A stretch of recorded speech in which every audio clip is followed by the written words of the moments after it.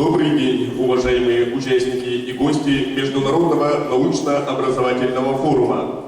Мы рады приветствовать вас на Международном научно-образовательном форуме Северо-Восточного федерального университета Education Forward 2. Сегодня объявленная тема форума «Гуманитарное образование как императив развития гражданского общества» собрала много интересных и знаменитых личностей из разных регионов России, стран мира и областей профессиональной деятельности. Мы надеемся на глубокое содержание предстоящей работы форума, определение перспектив деятельности на будущее, которые вселят в вас надежду и веру в дальнейший успех. Разрешите пригласить в президиум председателя оргкомитета научно-образовательного форума Education Forward Евгению Исаевну Михайлову, ректора Северо-Восточного федерального университета имени Максима Кирилловича Амосова, члена-корреспондента Российской академии образования, доктора педагогических наук, кандидата психологических наук.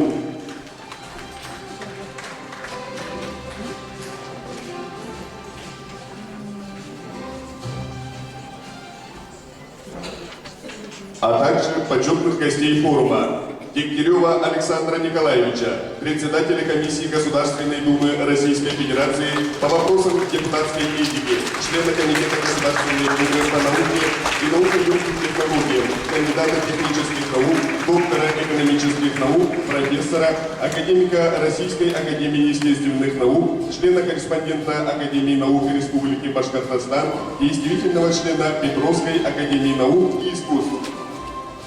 Пантосова Алексея Александровича, проректора по взаимодействию с федеральными структурами Северо-Восточного федерального университета, кандидата исторических наук. Чистякову Светлану Николаевну, член-корреспондента Российской академии образования, доктора педагогических наук, профессора, город Москва.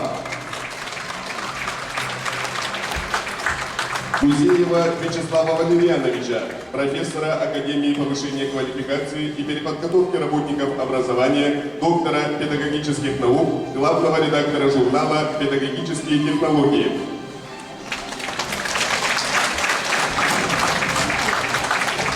Роберта Куртаянке, академика Международной академии качества, город Бонн, Германия.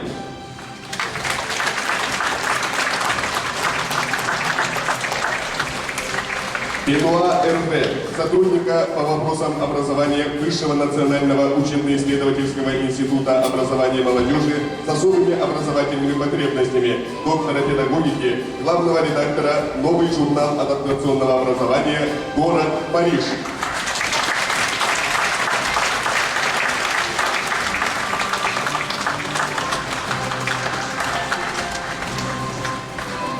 Чэнь Лэй, директора колледжа по международному обмену Бахайского университета, Китайская Народная Республика.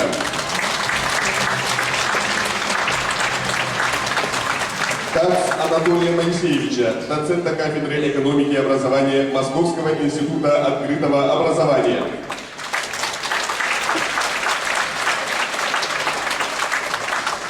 Диму Зицер, директора Института неформального образования, доктора педагогических наук, основателя проекта «Школа Офицер» в городе Санкт-Петербург.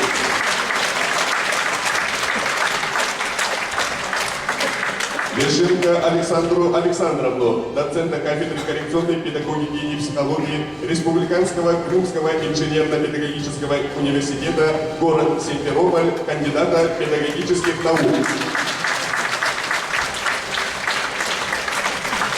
Попову Оксану Сергеевну, доцента Республиканского института профессионального образования, город Минск, доктора психологических наук.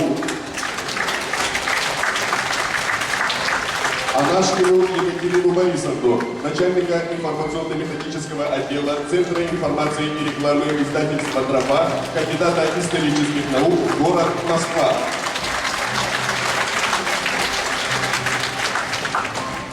Михееву Ирину Владимировну, кандидата филологических наук, профессора кафедры английской филологии и современных технологий обучения Московского городского педагогического университета, автора учебника английского языка, издательства «Тропа», город Москва. Егорова Пантелеймона Романовича, директора научно-инновационного центра развития инклюзивного образования, заведующего учебно-научной лабораторией адаптивных компьютерных технологий Северо-Восточного федерального университета, кандидата педагогических наук.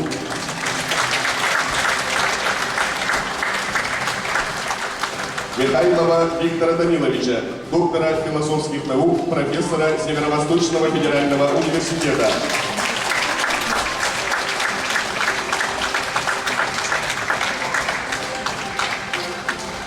Федорова Михаила Прокопьевича, проректора по педагогическому образованию Северо-Восточного федерального университета, кандидата педагогических наук. Присяжного Михаила Юрьевича, проректора по естественно-математическому направлению Северо-Восточного федерального университета, кандидата географических наук.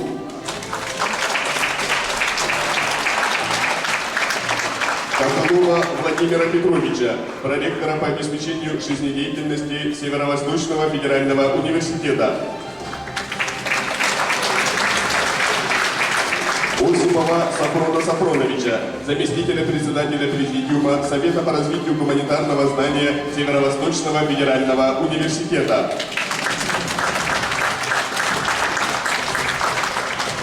Сивцева Иннокентия Семеновича, профессора кафедры политологии исторического факультета, кандидата исторических наук, председателя Совета наставников Северо-Восточного федерального университета.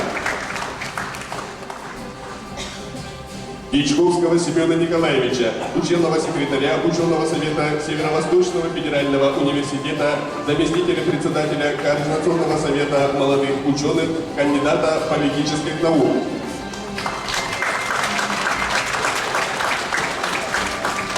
Половинкина Юрия Тимофеевича, доцента кафедры высшей математики Института математики и информатики, председателя Совета ветеранов Северо-Восточного федерального университета. Артемьева Николая Федоровича, главного специалиста Департамента стратегического развития СМФУ, магистранта Лихайского университета, Соединенные Штаты Америки. Николаева Святослава Степановича, куратора студенческой организации Лига дебатов университета. Сегодня на форуме присутствуют гости из Украины. Во все времена, несмотря на политические ситуации в мире, наука и образование всегда сближала и объединяла народы, призывала к сотрудничеству. И сегодня мы приветствуем и приглашаем в президиум Волчок Татьяну Ивановну, кандидата педагогических наук, город Мариуполь, Украина.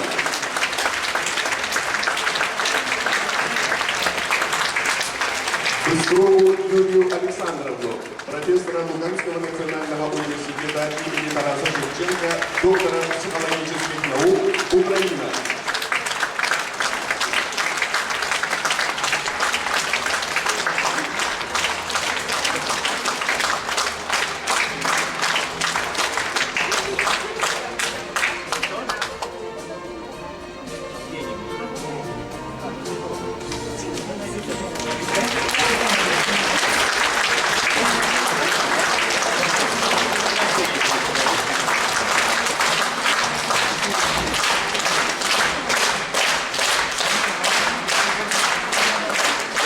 Слово предоставляется ректору Северо-Восточного федерального университета Евгении Исаевне Михайловой.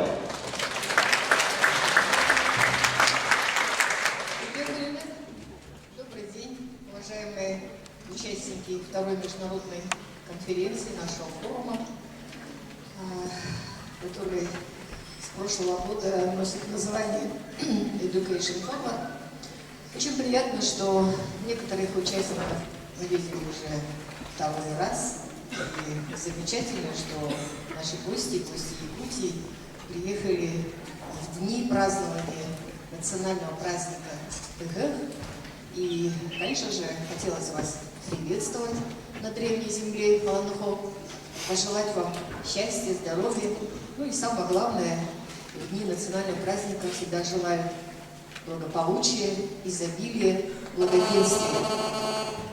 У нас в Якутии мы очень гордимся тем, что богатая история, богатое культурное наследие.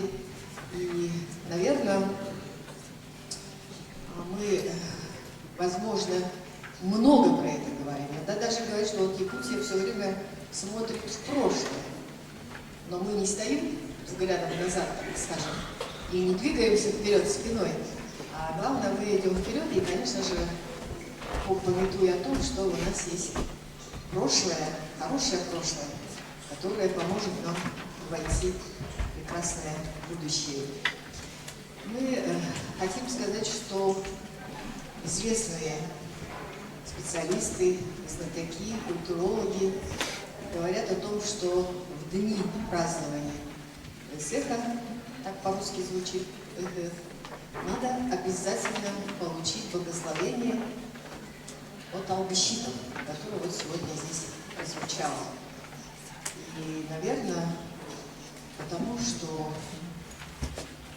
благодаря древним ритуалам, древним обрядам, которым владеют наши Албищиты, авторитетные люди народа Саха, они прежде всего укрепляют созидательный дух у людей, веру в собственные силы, веру в внутренний мир людей, о чем сегодня мы будем с вами говорить.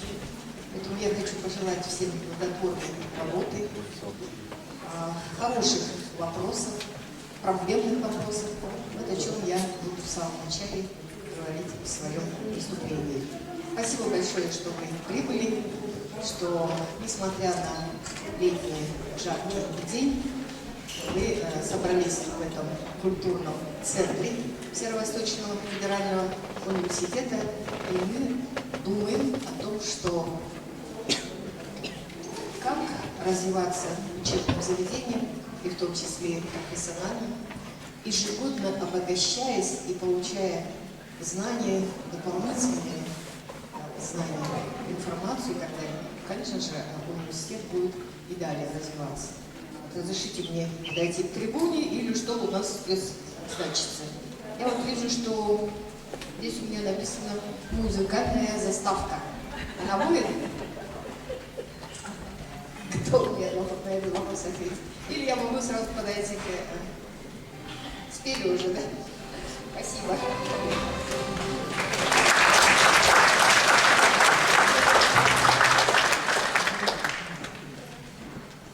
Здесь вот наше название сегодняшнего форума.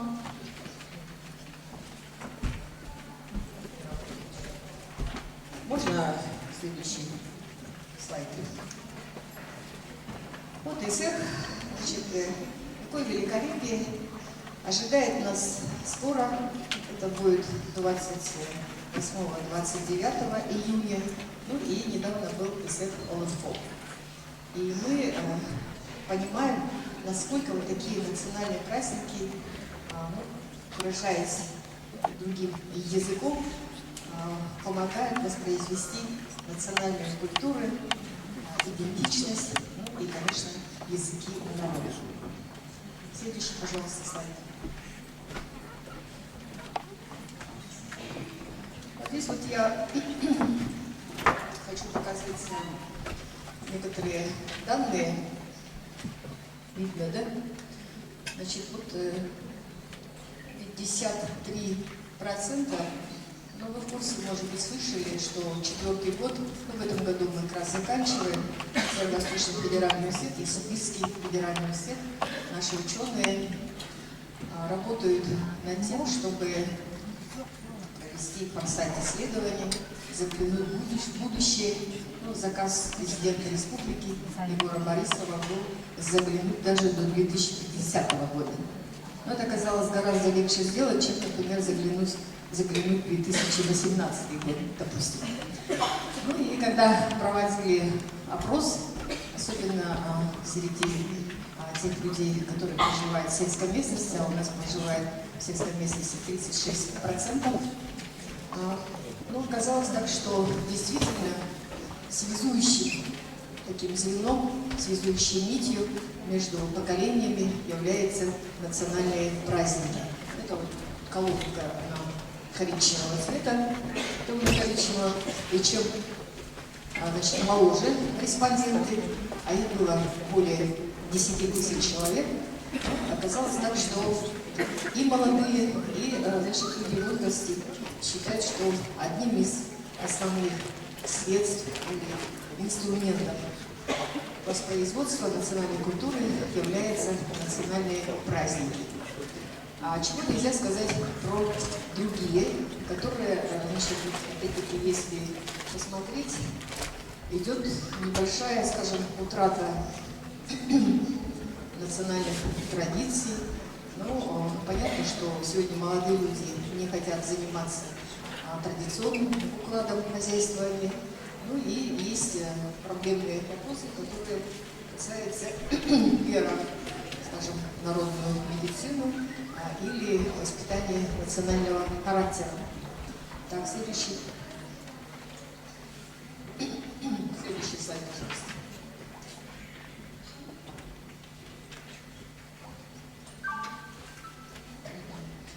Значит, здесь я тоже так коротко воспроизведу, что понятно, что основными институтами для воспроизводства национальной культуры респонденты наши видят прежде всего семью, 75%, ну а то, что я красным видела, это роль и влияние профессиональных учебных заведений.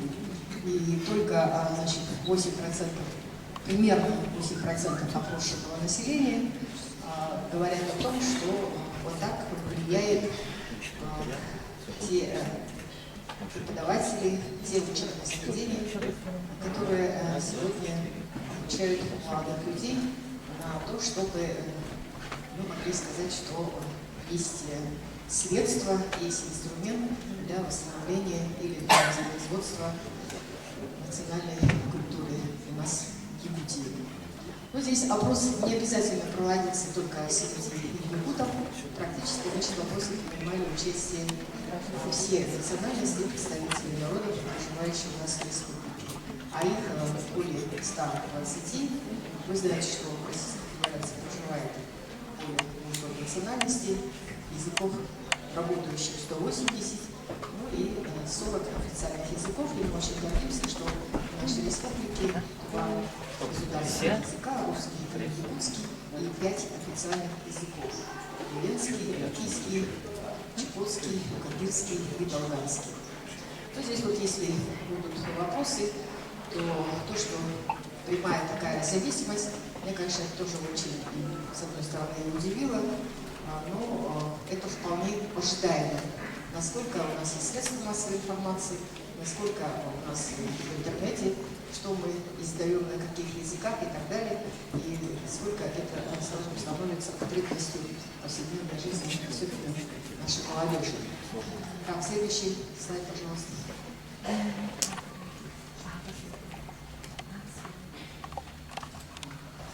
Ну, есть еще и другие исследования, которые мы проводим ежегодно.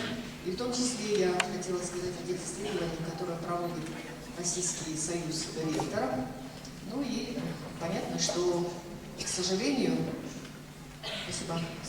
значит, все эти результаты этих исследований свидетельствуют о проблемах формирования не только, скажем, каких-то хороших поступков молодых людей, но более серьезный вопрос, который касается проблемы формирования духовно-нравственных ценностей. Еще недавно мы говорили о духовном кризисе, говорили о тех вопросах, которые касаются подрастающего поколения, говорили о потерянном поколении и так далее. Ну, наверное, благодаря тому, что и мы сами оптимисты, педагоги, ну и молодежь, молодые люди имеют такой природный дар верить в хорошее, лучшее качество, которое мы с вами зовем оптимизм. Но мы, надо сказать, не только выжили, но еще самое главное развиваемся. По крайней мере, мне хочется сказать о молодежи нашей республики.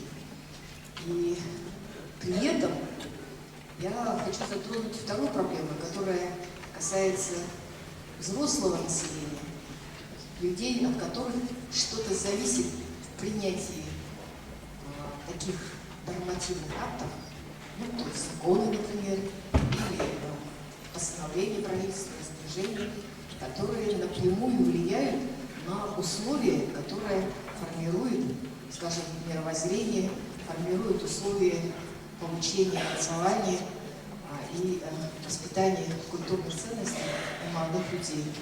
Так, следующий слайд, пожалуйста.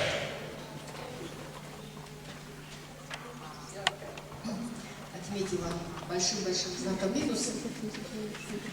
Вот я напрямую, скажем, была членом общества в то время, когда в 1992 году был принят федеральный закон об образовании, когда депутаты Государственной Думы, значит, понятно, что проект разрабатывало Министерство образования, тогда министр был Эдуард Днепров, и было принято решение, что у нас в стране хватит всего, почему хватит, значит, достаточно обязательного всеобщего среднего образования, а надо гарантировать общедоступность и бесплатность базового основного общего образования с 1 по 9 класс.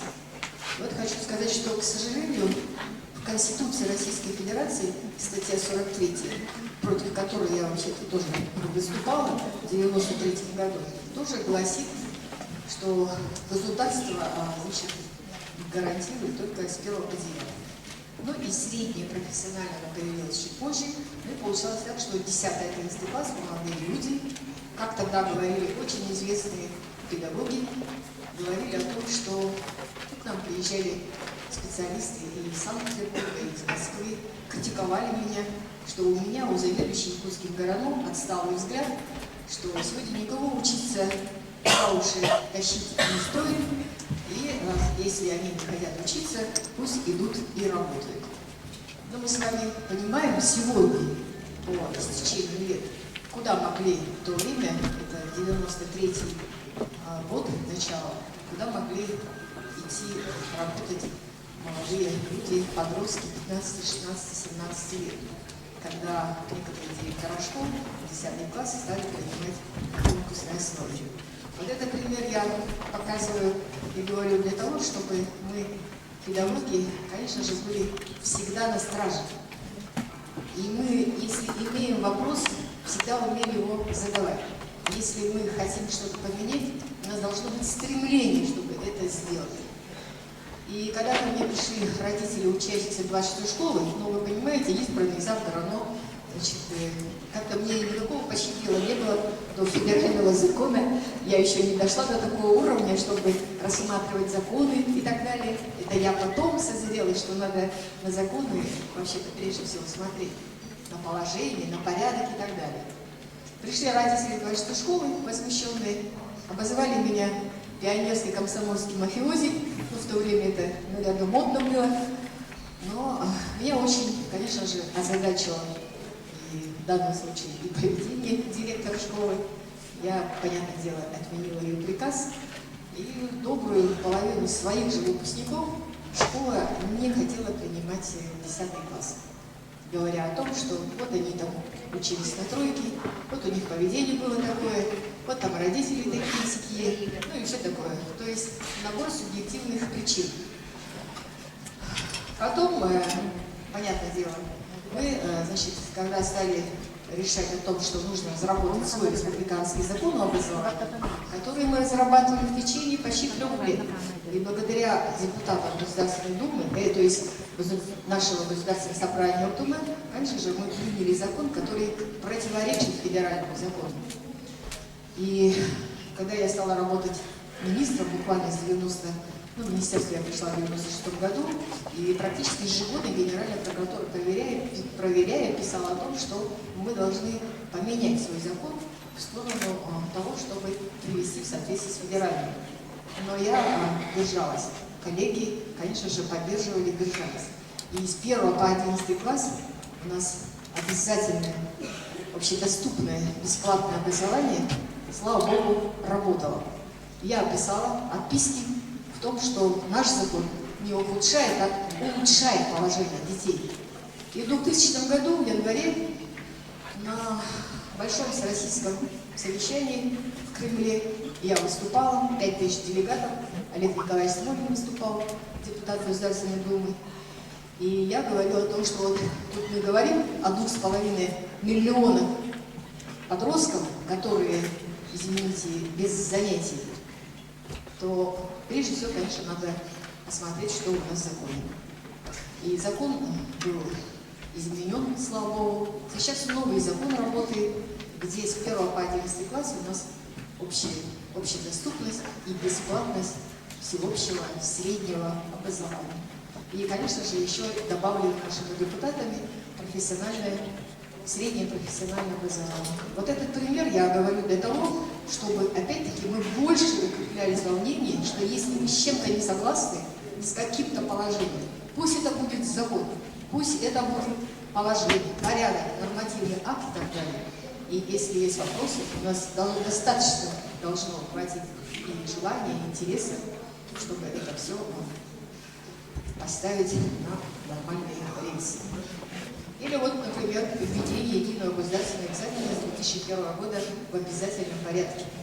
Когда в октябре 2000 года министров регионов пригласили в министерство для того, чтобы решить вопрос введения ЕГЭ с 2001 года. Понятное дело, что нам раздали документы. Министром тогда был уже Владимир Михайлович Филиппов. Ну и я, значит, первая выступала и говорила о том, что нельзя сегодня единый госэкзамен вводить в таком обязательном порядке. И я, как регион, представляя субъекты, представляя систему образования региона, предлагаю это провести в порядке эксперимента. И готова, значит, первым участвовать в эксперименте. Ну, 1,5 часа моего стояния на трибуне не закончилось тем, что было решено отменить то, что в проектах написано. Потом мы с Михаилом Прокопьевичем Федоровым 2 месяца мы работали над тем, чтобы решение коллегии декабрьское было принято о проведении федерального эксперимента. И мы 9 лет работали над тем, чтобы был у нас такой хороший проект, как и введение единого госэкзамена, чтобы не было у тех людей, которые поступают в учебное заведение, второго экзамена. Это совмещение и значит, выпускных экзаменов и вступительных экзаменов. У меня были такие примеры, когда 10 тысяч абитуриентов было у Якутского государственного университета в 1999 году, например. Ну, примерно то же самое было и в 2000 году. И 80% из них заваливали первый экзамен.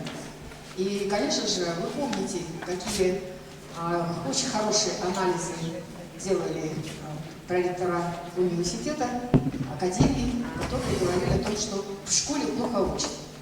Вот медалисты, которых половина завалили первый экзамен. И тому подобное. И, слава Богу, благодаря единому госэкзамену, который значит, работал в порядке эксперимента 9 лет, мы сегодня, опять-таки, памятуя о том, что кроме ЕГЭ еще есть и другие виды, которыми мы с вами очень пользуемся. Университет, например, имеет свою олимпиаду, СВОШ, Северо-Восточная олимпиада школьников. И вы знаете, что олимпиада по физике с этого года она стала уже иметь федеральный уровень. То есть наши призеры, наши победители имеют полное право поступать по физике в любой российский вуз.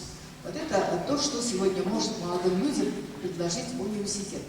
И такие условия разные может быть, руководители тоже могут иногда ошибаться. И ничто, как говорится, не бывает, как говорят, непереложных и тому подобное, кроме, наверное, чести и достоинства, и совести человека, и правды. И поэтому у меня, опять-таки, большая просьба, когда мы сегодня с вами будем говорить о начале или о том, чем мы сегодня занимаемся, как достичь, чтобы молодых людей, мы с вами говорили, да, они ценят культуру, они понимают культурные ценности или, там, скажем, политические интересы своей страны, например, что они являются патриотами, что они действительно понимают, что такое добровольное служение своему народу и своей родине, например. Ну и вот один тоже пример, когда Валентина Ивановна, уважаемая Валентина Ивановна Матвиенко, отменила государственное распределение выпускников учебных заведений. Это был как раз 2002 год. Ну, практически можно по-другому называть, для молодых людей никакой гарантии права на труд.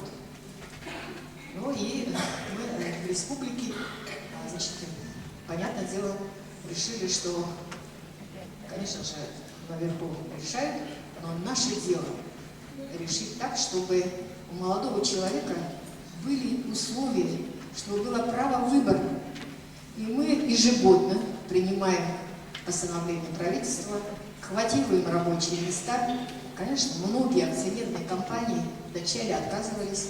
Два министра категорически против были, это министр транспорта и министр промышленности. Они говорили о том, что у нас акционерные компании, у нас акционерное общество, у нас там артели, т.д. и т.п. Как они могут принимать? Но одно дело, значит, найти у вас вакансию и так далее. Другое дело еще, чтобы вы занимались ротацией кадров. Но и совершенно третье дело, когда мы с вами будем знать, что наши молодые люди заняты, и что они, заканчивая профессиональное учебное заведение, будут помнить о том, что и правительство, как власть, и общество, как мы с вами, конечно же, мы гарантируем, что у молодого человека будет рабочее место работы.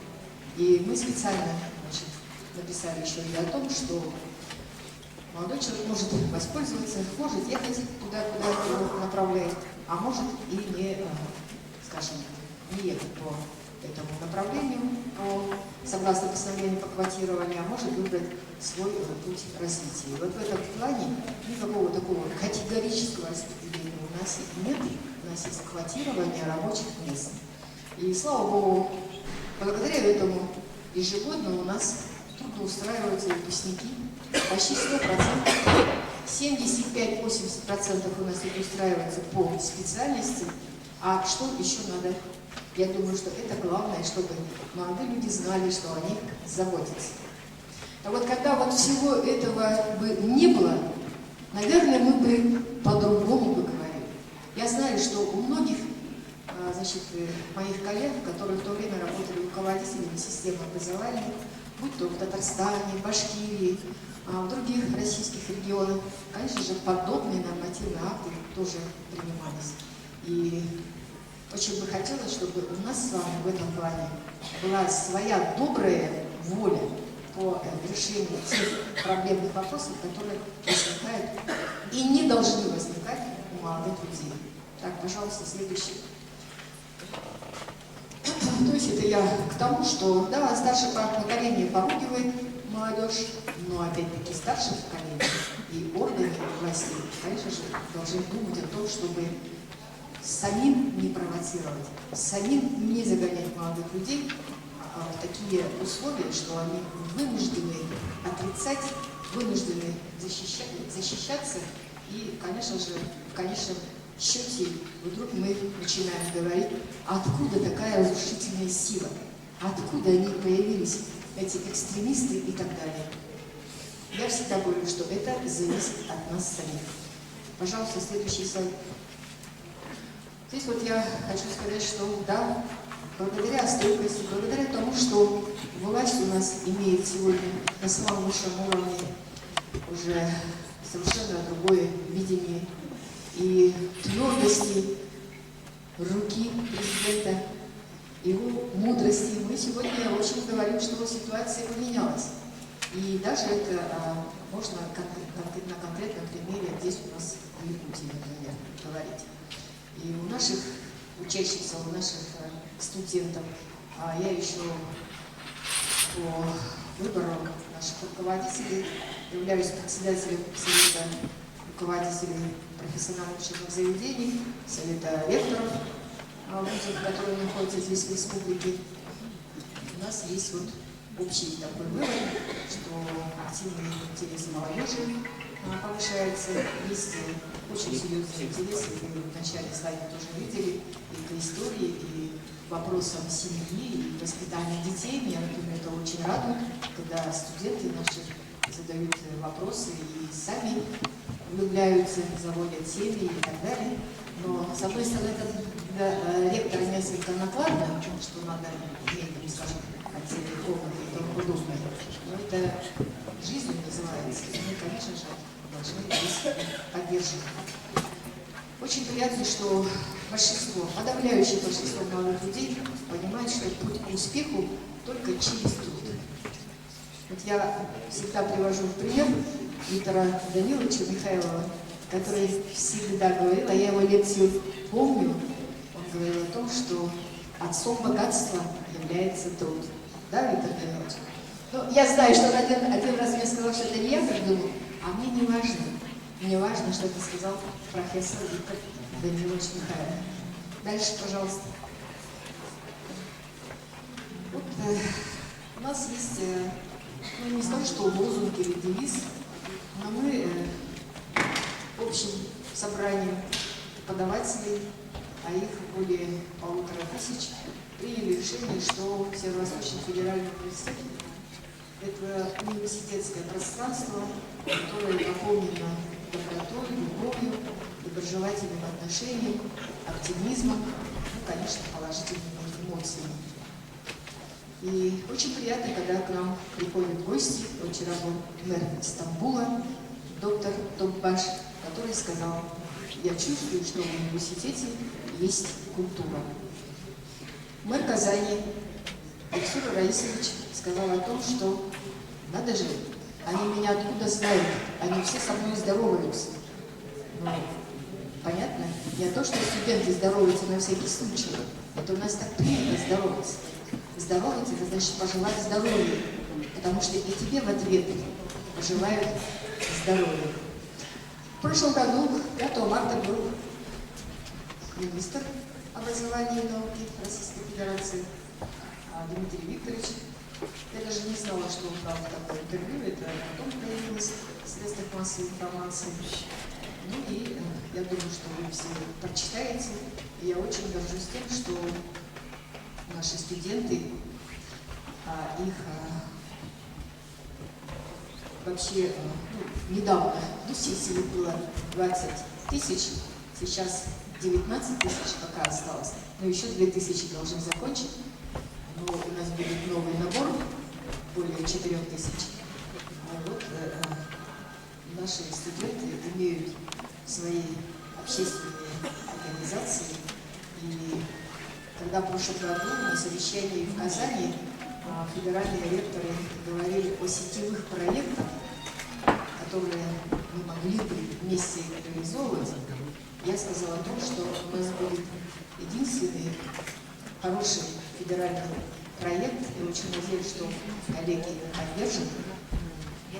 Исходя из того, что самое ценное, что имеют университеты, это наши студенты. Мы предлагаем сетевой проект – это развитие студенческого самоуправления. И мы очень гордимся тем, что недавно мы проводили конференцию, проводили семинар, и все федеральные университеты направляли своих студентов, проректоров, которые занимаются вопросами развития студентов. А следующий можно ставить. Ну вот, если цифры немножко сказать, у нас из 22 подразделений учебных 8 гуманитарные факультеты и институты, где реализуется гуманитарное образование. Значит, 56 кафедр. Я как раз готовлюсь к сегодняшнему дню. Значит, посчитала, у нас тоже опять-таки реализует гуманитарное образование. И половина преподавателей — это как раз те люди, которые реализуют гуманитарные учебные дисциплины. Ну, вот то, что касается негуманитарных специальностей, практически, значит, в их учебных планах рабочих учебных планах, значит, у нас, как говорят, 15 и специалитетов 12%. Так, дальше. Пометуя о том, что гуманитарные знания, гуманитарное образование – это основа основ, я не буду, я знаю, что вы гораздо больше специалисты, не буду вспоминать о проникновенных или главных словах, которые есть. Я вот предлагаю, значит, мы создали совет по развитию гуманитарных знаний. Чем занимается совет? Здесь у нас кратко написано. И я думаю, что Сафон Сафонович сможет это рассказать еще лучше. И при совете у нас действует школа демократической культуры. Я и работая завгородом, я понимала о том, что есть лаборатории для того, чтобы лучше преподавать физику, например, химию, и должна быть лаборатория, конечно же, для формирования демократической культуры. И у нас есть вот такая школа. Есть у нас школа гражданских лидеров. И надо сказать, что здесь мы сотрудничаем с различными объединениями, с партиями, Единая Россия, Гражданская платформа, Справедливая Россия и с фондом Кудрина. Идет у нас взаимная доверительная работа. Так, следующий слайд, пожалуйста. Направления мы выбрали всего 6. Эти направления были утверждены Владимиром Путиным, когда он был еще председателем правительства. И вот одно из главных направлений – это развитие языков и культуры народов Северо-Востока Российской Федерации.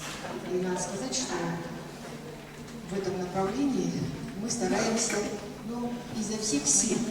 Но все получается или нет, конечно же, сегодня коллеги об этом скажут. Так, пожалуйста, дальше. Я иногда, может быть, бываю излишне, привередлива, может быть, иногда мне кажется, не ворчливо, это уж точно. Но я всегда обращаю внимание еще и на мелкие детали. Конечно же, и на большое, и на мелкое. Недавно мы были, Светлана Николаевна, на заседании Академии. Рядом я была не одна, я была с Василием Михайловичем, проректор, который сейчас учится в Сколково. Рядом с нами сидела очень известный человек. Вся страна ее правильно не знает. Но когда я увидела, что ее нога подошвой упирается в бархатное сиденье в зале Академии в течение 2 часов, мне было не очень хорошо, не очень уютно. Конечно, я ничего не сказала, но я опять-таки просто думала о том, что какие же требования у нас самих к нашим студентам, например, к нашим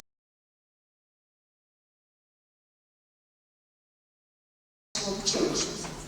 Или вот, готовясь опять-таки вот к этому форуму, я, понятное дело, Московский государственный университет для нас, наверное, если уж не святое, то, по крайней мере, ориентир для подражания.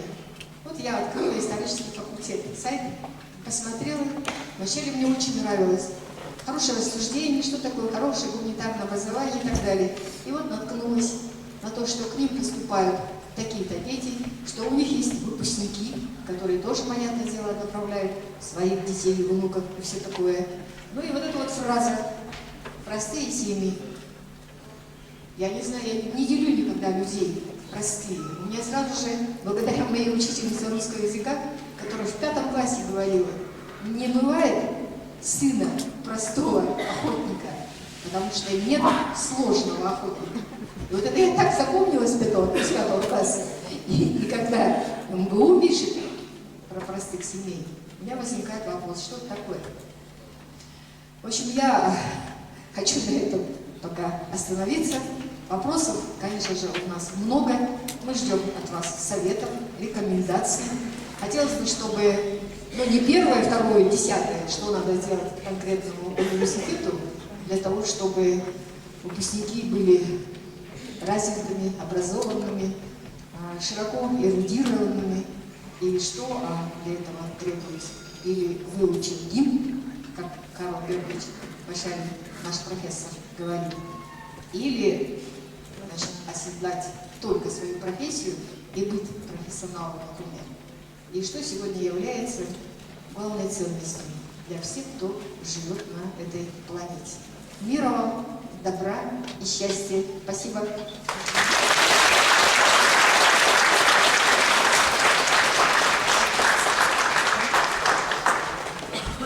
Слово хочу представить Александру Николаевичу Дегтяреву, депутату Государственной Думы.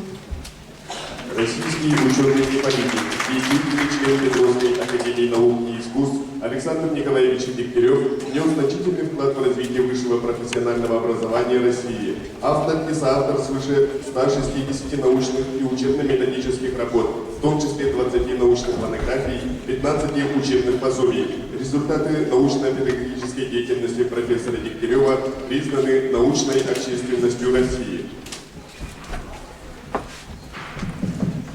Добрый день, уважаемые коллеги, гости и участники конференции.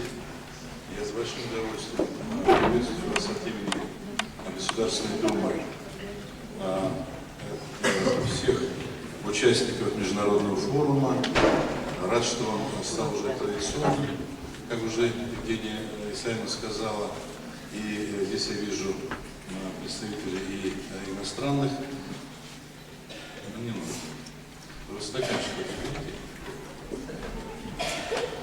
Представители иностранных научных сообществ, а также нашего Отечества. Ну вот, в выступлении Евгении Исаевны было очень много ценного, и одна из мыслей, которую она проводила и демонстрировала, доказывая это, она подтверждается древней восточной мудростью. Сколько ни говори халва, во рту сладкой не станет.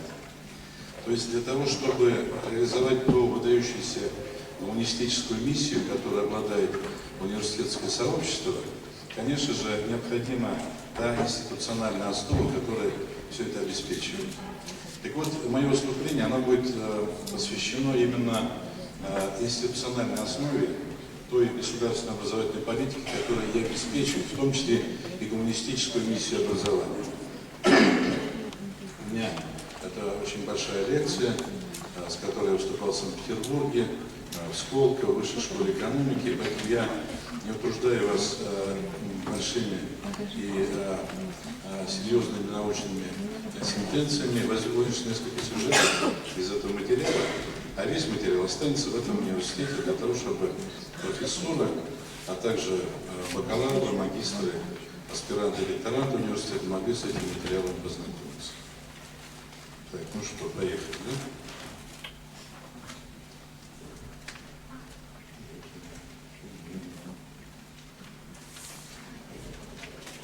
Так, есть. Для того, чтобы понять, почему родился вот этот вот федеральный закон образования, 273 ФЗ, так? Нужно понять, как формировалась государственная политика к тому моменту, когда он родился.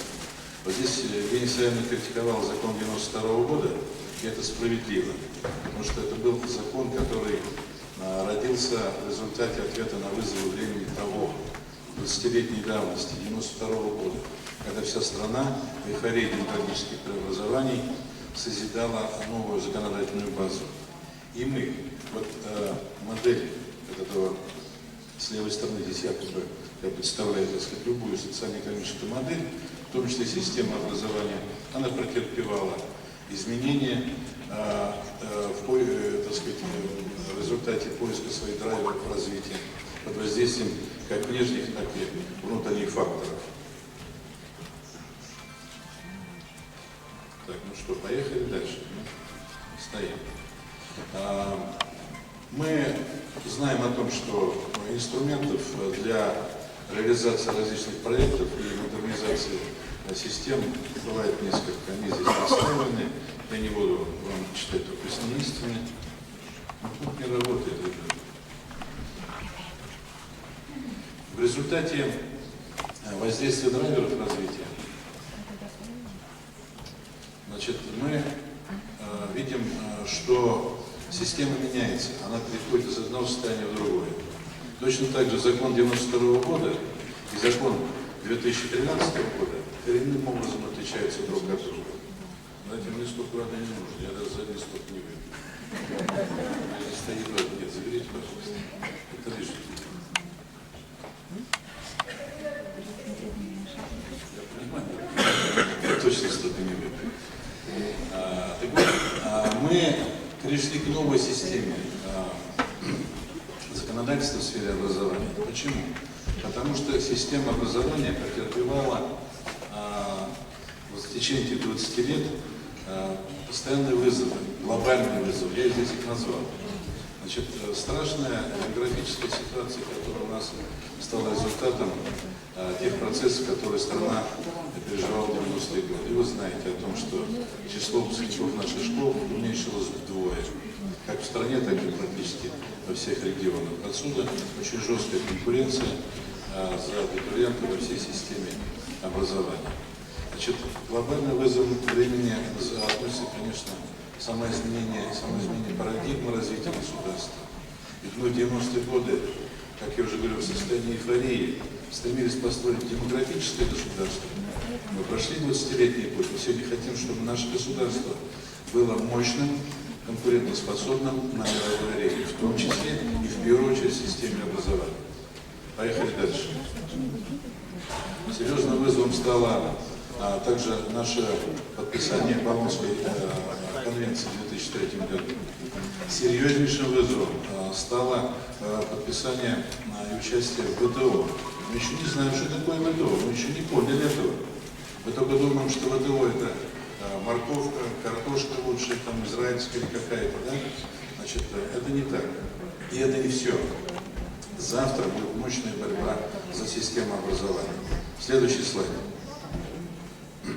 Есть и внутренние вызовы, которые испытывает система образования. Очень жесткая конкуренция за все виды ресурсов. За людские ресурсы, за кадры, за материальные базы, за финансы. Мы сегодня имеем очень серьезные проблемы, связанные с тем, что мы создали сами себе проблему с подготовкой высококвалифицированных рабочих кадров. По сути дела, мы создали сами своими руками институциональную ловушку, когда закон 92 года не обеспечили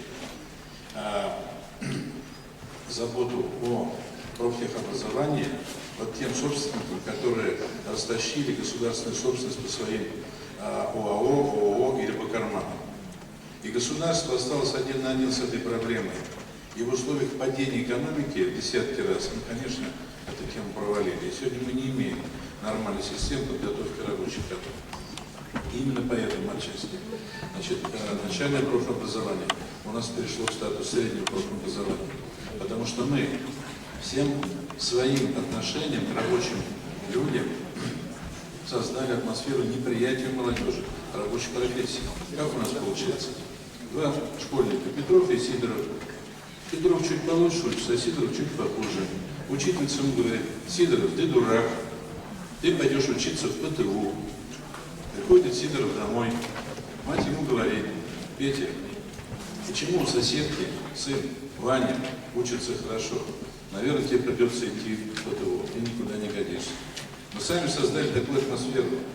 А современные молодые люди, живущие в 21 веке, они не хотят быть изгоями общества, они хотят быть полноценными людьми, они хотят быть рабочими, но чтобы их уважали.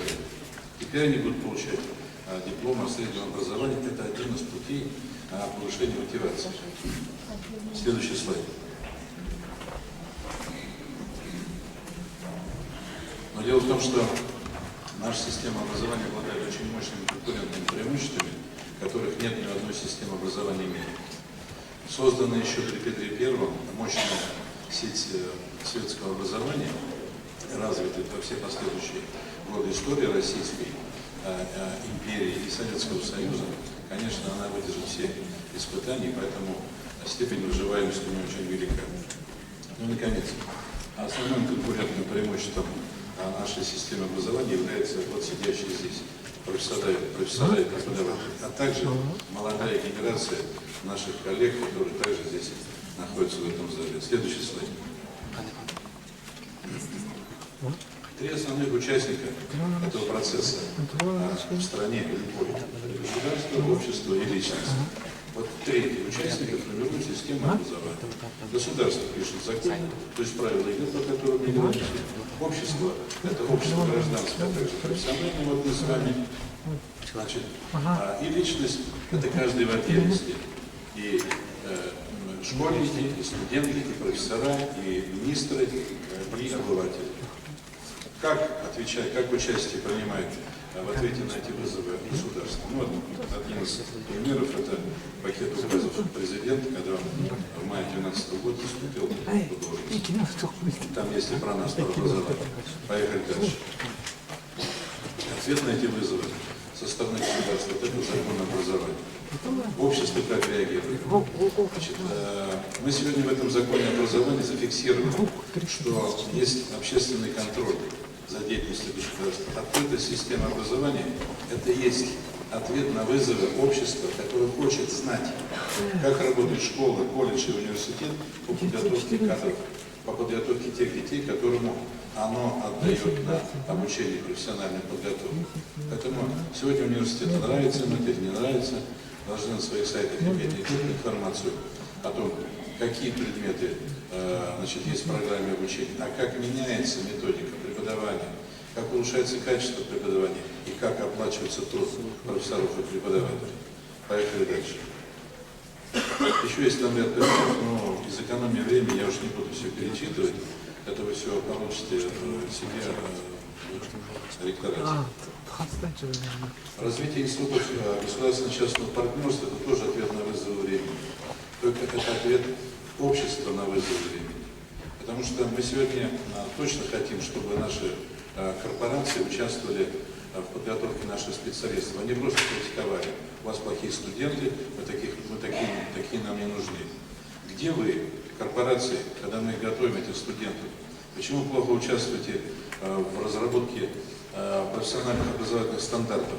Почему вы формально участвуете при защите дипломных работ, подписывая пачками наши дипломы, вместо того, чтобы сидеть на этих защитах и участвовать в формировании этих молодых специалистов? Так или нет? Так. Поехали дальше. Благодарим Александра Николаевича и предлагаем выделить время для ответов на вопросы. Предполагает, что я уже закончил? Во-первых, кто это? Хочу узнать. Где этот робот или автомат?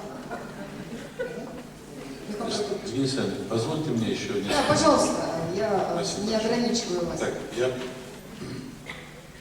значит, по поводу личности, я, повторяюсь, не буду все, что представлено на вас на экранах, формулировать. Просто хочу сказать о том, что если профессор уделит несколько минут внимания роли молодого специалиста в ее будущей профессии и в жизни, уже он сделает большое дело.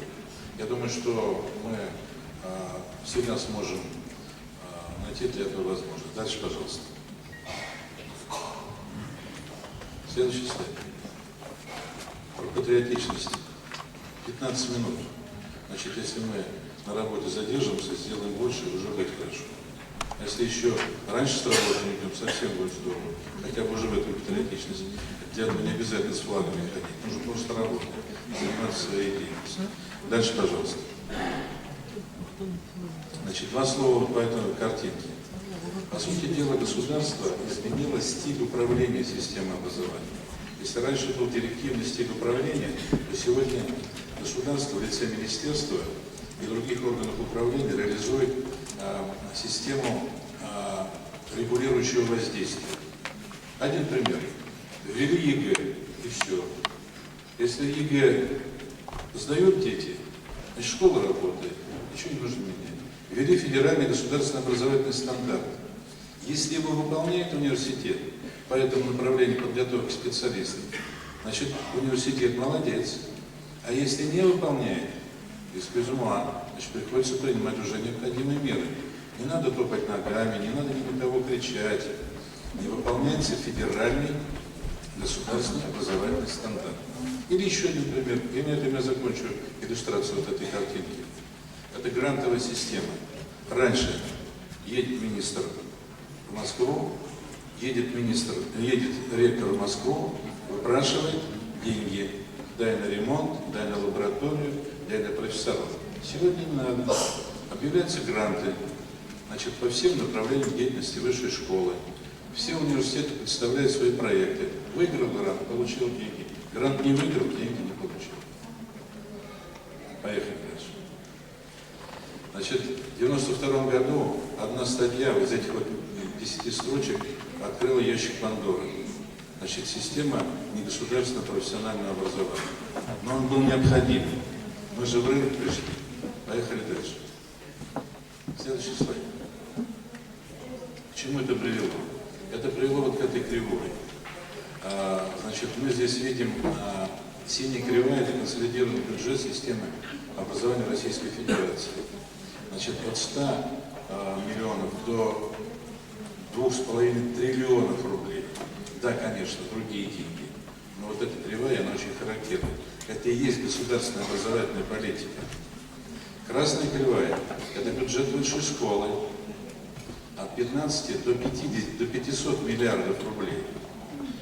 А зеленая кривая – это вклад домохозяйств, то есть родителей, в систему образования, подготовки специалистов, то есть их деньги на подготовку собственных детей. Еще 500 миллиардов в год. Это данные конца 2012 года еще. Они сейчас мало чем изменились. Это означает, что бюджет страны разгрузился только в части высшего образования на 500 миллиардов в год за счет наших родителей денег. Плохо это или хорошо? Конечно, хорошо. Это называется внутренние инвестиции. К чему это привело? Следующий слайд. Следующий слайд. Количество студентов. Вот количество студентов, общая верхняя синяя кривая, да? Значит, с 2,5 миллионов до в самые жирные годы до 7,5 миллионов человек. Красная кривая – это студенты в государственных вузах. Красный квадратик, видите, да? Нижняя зеленая кривая – это студенты, которые обучаются вне государственных вузов. Эта кривая иллюстрирует, значит, что мы дополнение к затратам государства, к инвестициям государства, значит, за счет частного инвестора, за счет домохозяйств получили возможность обучать такое количество детей, дать им высшее образование. Но это еще и ответ на вопросы, на мифы, которые в трамваях и на кухнях обсуждают, о том, что наша система образования стала платной. Посмотрите, какая доля студентов.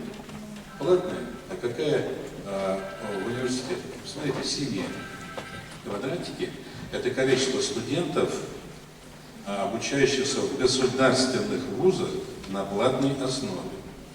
То есть система государственных вузов за эти годы перестроилась.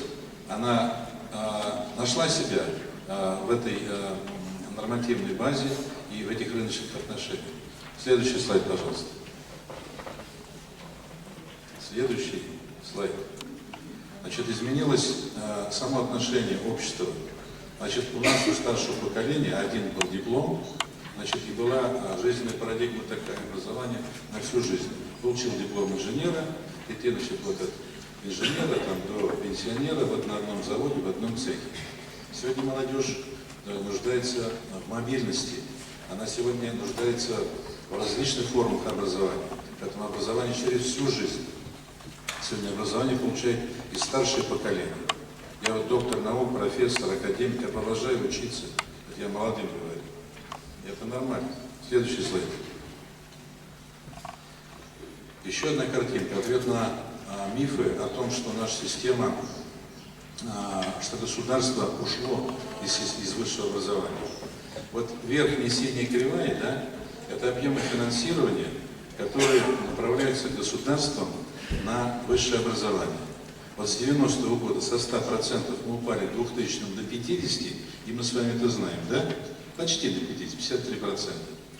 Тут же, значит, вот 92-й год, закон об образовании, так, значит, возможность негосударственной системы образования тут же заполнил это, святое место пусто не бывает, это пространство заполнилось, и началась подготовка негосударственных вузов. Но после этого, когда государство стало становиться на ноги, когда экономика стала, значит, степ-бай-степ подниматься и развиваться, посмотрите, синяя кривая характеризует государственную политику в части инвестиций в систему высшего профессионального образования. Мы снова вышли на 63-65% финансирования высшей школы. То есть негосударственная составляющая в этом всего лишь 33-35%. Нормально. Поехали дальше. Следующий слайд.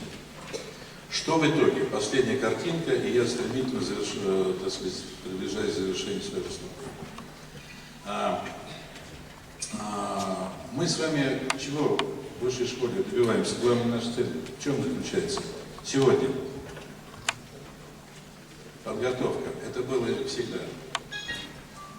Это было всегда. Сегодня для инновационного развития экономики нужно, чтобы мы с вами давали высококачественных специалистов, обладающих новыми знаниями и компетенциями. То есть нам необходимо обеспечить качество подготовки специалистов. Как оценить его в государственном масштабе? Но мы, экономисты, это вот оценим по тем инвестициям, которые падают на душу населения, на одного студента. Исходя из того, что каждый университет работает идеально с КПД 100%, или хотя бы 50%. Вот нижняя кривая, да, это вклад негосударственного сектора в систему высшего образования в расчете на одного студента. Мы подсчитали по всем университетам страны. Эта кривая абсолютно точно, она основана на данных Росстата. Зеленая кривая, нет, тут большая синяя кривая, да, это затраты государства. Вот она, государственная образовательная политика в расчете на одного студента. Зеленая кривая, тут, средний взвешенный показатель, который основывается на подсчете каждой группы студентов во всех университетах страны. Они просто поделенные там пополам. Мы видим, растет. То есть, если смотреть на эту кривую, качество растет семимильными шагами. Почему же нам говорят, качество плохое? Почему нас обвиняют в том, что качество не удовлетворяет запросам экономики и времени? У меня ответ есть. Я его озвучу. А вы размышляйте над этим сами. Дело в том, что КПД каждого университета разное. Вот сегодня приводился пример Московского госуниверситета имени Ломоносова. Ваш университет мы знаем как университет, у которого КПД 0,75, а может быть 0,85, я затрудняюсь сказать. Но есть ведь университет, у которого КПД, как у паровоза, 0,25. Вот почему наши деньги не работают, вот почему качество не обеспечивается. Вот чем должно заниматься университетское сообщество. Следующий слайд. Значит, следующие слайды до конца можно пролистать, ребят, кто там сидит за компьютером. Я просто скажу об этом очень коротко. Этот закон, который родился в результате реализации этой государственной политики в течение 20 лет, он имеет свои особенности. Во-первых, он очень системно изложен. Поверьте мне, я, как председатель комитета Государственной Думы по образованию в этот период, я 400 дней ночей с этим документом жил. Вот, поэтому могу об этом судить и утверждать. Во-первых, он носит системный характер. Во-вторых, он имеет, безусловно, инновационный характер. Ну, например, возьмите хотя бы норму закона о сетевом взаимодействии. То, чего раньше было просто невозможно, сейчас норма. Значит, то, что было невозможно раньше добиться, как работает университет, сегодня открытость является, значит, здесь частью этого закона. Мы сегодня имеем целый ряд норм, касающихся общеобразовательной школы. Мы имеем нормы, которые изменили вот это вот отношение по части начального профобразования и так далее. Я хотел бы что сказать. Этот закон непрост. Здесь 111 статей, 400 с лишним страниц. Каждому из вас вот сидеть, его прочитать, забудешь, что было в самом начале. И нет в этом необходимости. Поэтому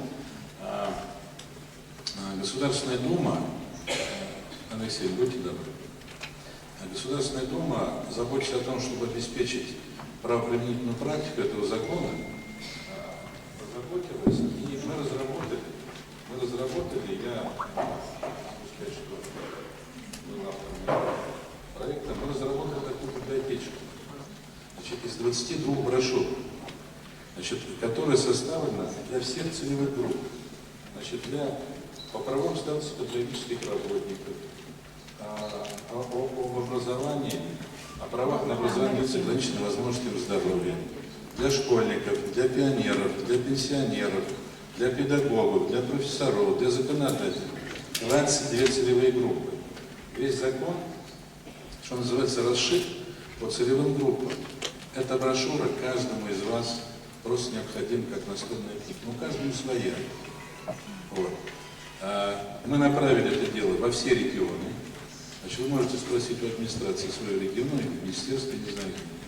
Значит, но общество знаний, которое с нами работает очень солидарно, также позаботился о том,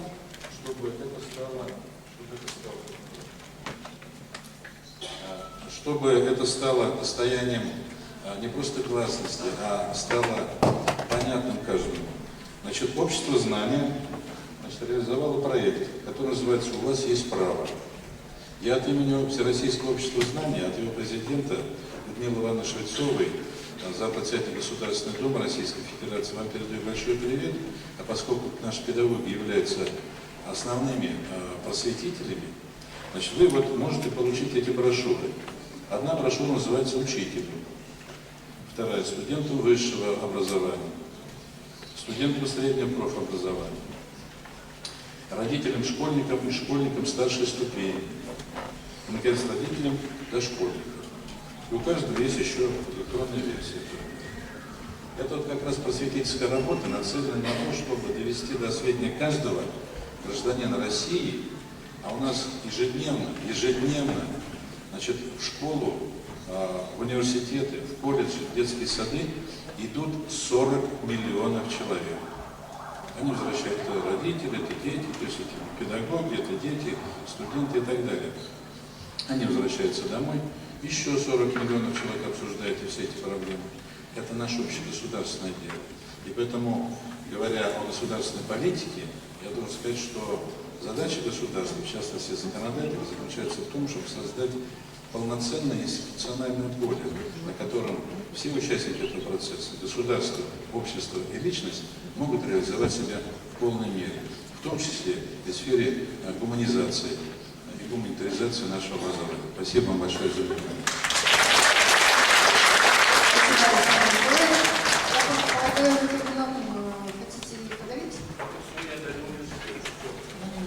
Я вот сразу вижу полномочия органов власти субъектов, часть 3, статья 8, в которой я уже год работаю, и никак у меня не получается.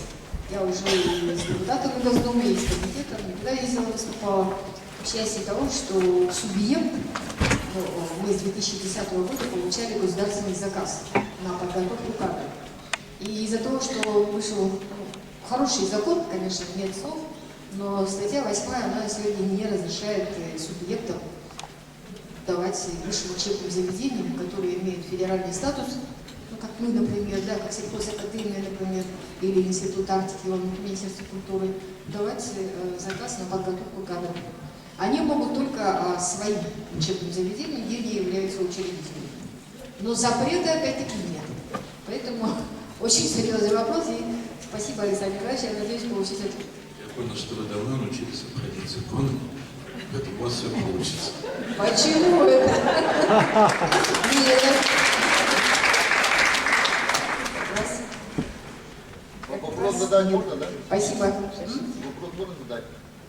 Прямо сейчас, Александр Да, Николаевич? я хотел бы сейчас это сразу. Ну, пожалуйста, Анатолий. Вам вопрос.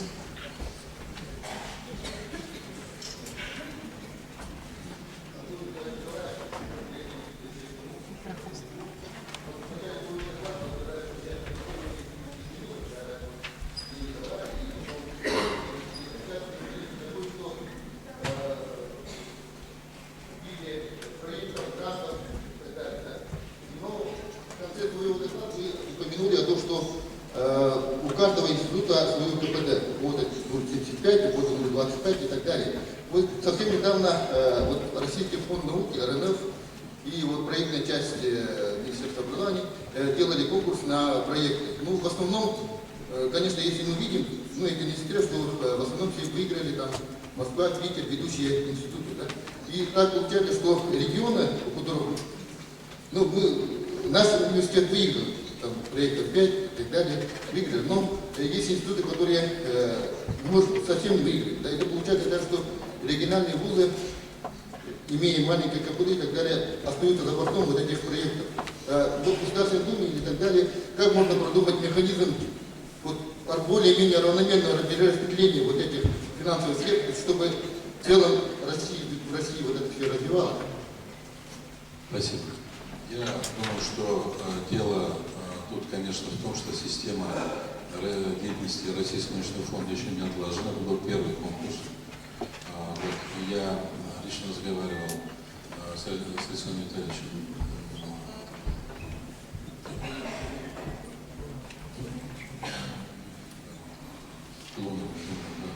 Значит, по поводу механизма распределения этих грантов, значит, они сами признают о том, что пока этот инструмент несовершенен. Значит, все отметили на то, что там региональных научных и образовательных центров очень мало.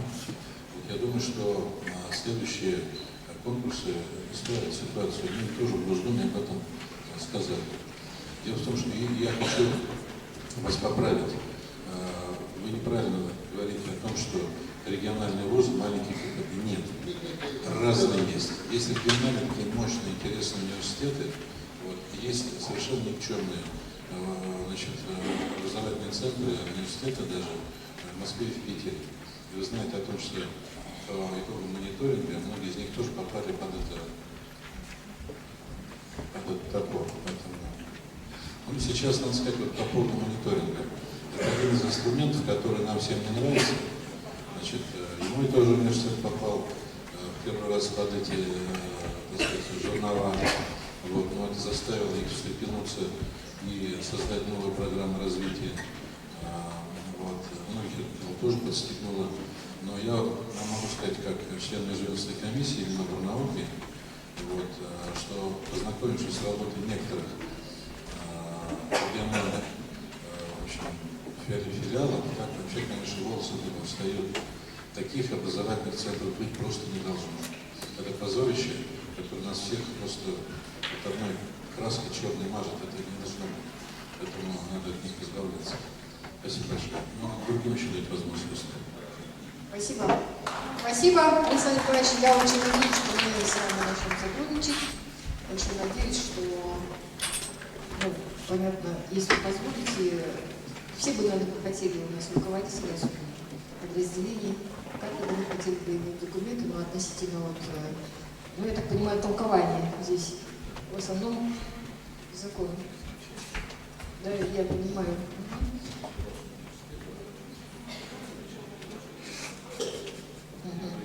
Да, мы можем напечатать, у нас хороший издательский дом.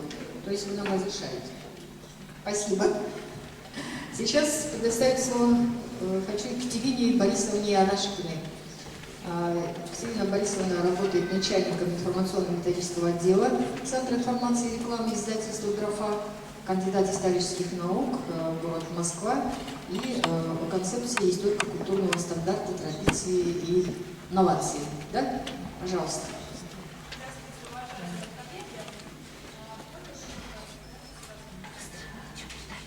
Я хочу поблагодарить руководство Северо-Восточного университета за предоставленную возможность участия издательства. Уже во второй раз мы принимаем участие в форуме, и это уже становится доброй традицией участия, в том числе издательства. Тема, следующий слайд сразу, тема моего доклада, может быть, покажется несколько специфической, да, поскольку направлена именно для профессионального сообщества истории, да, историко-культурный стандарт. Но на самом деле коснется она, историко-культурный стандарт затронет достаточно многие слои населения, не только учителей истории, которым предстоит уже, наверное, буквально со следующего года, да, воплощать положение историко-культурного стандарта в жизнь. Да, такие же проекты разрабатываются, касаются филологического образования. Но, тем не менее, конечно, мне кажется, что это некоторый шаг вперед и свидетельство того, что все-таки что общество все-таки пришло к единому пониманию и договорилось, да, о некоторых положениях, да, в оценках нашего исторического прошлого. И шаг вперед это еще и в том, что, по крайней мере, как бы, да, мы не будет таких полярных, диаметрально противоположных точек зрения, когда ребенок при переходе из одной школы в другую, да, если он, например, представлял там, царя Николая II как Николаем Кровавым, да, переходя в другую школу, попадая к другому учителю, где учитель настроен крайне монархически, говорит Николай II это святой. Да, поэтому здесь мы все-таки пришли к единым оценкам, да, к единым оценкам нашего прошлого договоренности, когда наступил консенсус в обществе. В основу историко-культурного стандарта, да, положено 5 основных принципов, и прежде всего, что новое, что приходит в нашу жизнь, да, это культурно-антропологический подход. И действительно, мы все-таки выходим от того, что всю жизнь мы определяли, когда мы историю рассматривали, да, как некую исторический процесс, рассматривали как некую смену общественно-экономических формаций. Да, и мы совсем теряли человека в истории. А безусловно, если мы обратимся, да, что такое история, да, это жизнеописание общества, людей. Да, прежде всего, ведь историю делают люди, а уже потом проверяет ее время. И наша задача как учителя, да, постараться понять людей, почувствовать время. Безусловно, это особое внимание уделение проблемам духовной и культурной жизни России. Именно опять же мы здесь ставим как бы на первое место проблемы человека, да, его связи. Это этнокультурная компонента. И здесь уделяется большое внимание демонстрации истории страны через историю региона. И в особенности делается акцент на то, что в школьном курсе истории необходимо усилить акцент на полинациональности и поликонфессиональном составе населения страны, поскольку это одна из важнейших особенностей нашей истории. Кроме того, призывают авторы стандарта к выработке сознательного оценочного отношения к историческим деятельным процессам и явлениям. И, собственно говоря, этим задачам предусмотрено обеспечение школьного курса истории расширенным учебно-методическим комплексом, который бы содержал и хрестоматии, и книги для чтения, и сборники введения в состав школьных учебников документальных источников, да, чтобы вопросов и заданий для дискуссии. Кроме того, безусловно, видение учебника, и можно перейти к следующему слайду, это видение учебника, нового учебника как навигатор. Безусловно, в концепции историко-культурного стандарта содержится все-таки рекомендация, каким должен быть школьный учебник. Вы знаете о том, что концепция историко-культурного стандарта была уже в начале этого года, 2014 года, в середине января утверждена президентом. И, кроме того, сегодня стоит вопрос о разработке единой концепции школьного учебника. Однако появляется спекуляция о том, что вот понятие единой концепции, да, единый учебник, подменяются понятием один учебник. Да? Но это не тождественные понятия один и единый. Да? То есть это не значит, что там, в будущем году либо через год учитель истории школьный, да, или вузовский профессор получит один учебник, да, который у нас был в 1939 году, как краткий курс, по которому мы будем преподавать историю. Да. Тем самым нарушается, с одной стороны, почему-то право учителя истории в выборе учебника нарушается. Если, например, у филолога и математика есть выбор, да, то учитель почему-то истории должен быть один учебник на всех. От Калининграда до Южно-Сахалинска все должны подавать по одной программе, да, по одному плану, и, соответственно, буквально там в ноябре мы проходим одну и ту же тему. Конечно же, нет, не будет одного учебника. Будут разные учебники, однако, опять же, построены на единых принципах. И каковы же требования, рекомендации к тому школьному учебнику, который на сегодняшний день появится и появляется? Но, безусловно, что изложение материала должно формировать у учащихся ценностные ориентации, направленные на воспитание патриотизма, гражданственности, межнациональной толерантности. Да, вот мы увидим, столкнемся с требованиями, да, воспитания патриотизма, гражданственности и толерантности, мы столкнемся с этим требованием, да, у нас порядка 10 рекомендаций к созданию школьного учебника, но тем не менее, воспитание именно этих качеств, оно проходит красной нитью практически во всех требованиях.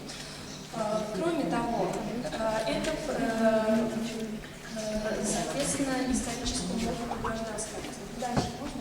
Следующий слайд. Это еще уделение внимания, опять же, формированию истории страны как истории многонационального государства. Да? Необходимо расширить объем учебного материала по истории народов России. Вот я хочу обратить ваше внимание. Да? Делая акцент на взаимодействие культурных, укрепление экономических, социальных, политических и других связей между народами. Да, что здесь, опять же, делается акцент на то, что все же был и нацелен на положительный опыт пребывания народов в составе Российской империи, да, в составе Российской Федерации, и акцент на вот это взаимное обогащение. Следующий слайд, пожалуйста. Кроме того, мы опять же говорим о том, что в учебнике должно быть увеличено количество по истории культуры, имея в первую очередь социокультурный материал. Но опять же делается не за счет тех параграфов, да, вот как если историки есть в зале, они меня поймут, мы проходим, например, материалы история России второй половины 17 века, история России второй половины 19 века. Нет, не только за счет этого, а за счет введения социокультурного материала, такие разделы изучения политической, экономической, социальной истории страны. Также особое внимание уделяется истории религии. Именно не только православия, роли православия, но и истории других мировых религий, которые также на территории исповедуются народами России. Кроме того, важно формирование учащихся представления о процессе исторического развития, прежде всего, как многофакторного явления. Здесь мы говорим прежде всего о том, что мы не должны быть зашорены в рамках какой-то одной методологической парадигмы. Ведь мы говорим о том, что на различных стадиях исторического развития ведущими и определяющими могут быть разные факторы, иногда экономические, иногда внутриполитические идеи, да, иногда внешнеполитические факторы. Кроме того, мы говорим о взаимосвязи, опять же, синхронном изучении курсов истории России и общей истории. Наша задача показать все-таки историю нашей страны как исторический процесс развития Российской Федерации, как все-таки часть мирового процесса. Можно назад немножко еще? Ну и мы говорим о том, да, что особое внимание стоит уделить дошкольному курсу изучения истории нашей страны в старшей школе и именно такому новому курсу, как «Россия в мире». Но об этом чуть позже. Надо сказать, что историко-культурный стандарт, концепция историко-культурного стандарта в течение года проходило тщательное обсуждение, проходили дискуссии среди научного сообщества, педагогического сообщества. И, в частности, был на сайте Российского военно-исторического общества, на портале Российского военно-исторического общества, адрес историков, профессионалам очень хорошо знаком, история РФ, проводился и мониторинг существующих школьных учебников. Участие в мониторинге школьных учебников приняло порядка 7,5 тысяч педагогов со всей страны. И надо отметить, вот этот мониторинг в начале 2014 года Институтом всеобщей истории Российской академии наук. И надо отметить то, что учебники издательства «Графа», да, почему, наверное, сегодня здесь, заняли первые места среди педагогов. То есть вы можете обратиться по ссылочке портала и также познакомиться, да, с результатами проведенных. Следующий слайд, пожалуйста. Все наши учебники на сегодняшний день, немножко к нормативной базе вернемся, вошли вот в тот федеральный перечень, благодаря которому, да, вы можете их видеть в составе федерального перечня, выбирать и использовать в практике преподавания. Следующий слайд, пожалуйста. Хочу обратить ваше внимание на то, что новый федеральный перечень и указ, который вводится в действие, закреплено, что на сегодняшний день все учебники истории также должны пройти специальную экспертизу на соответствие концепции историко-культурного стандарта, кроме того, что и происходит. Кроме того, учебник должен принадлежать завершенной предметной линии, но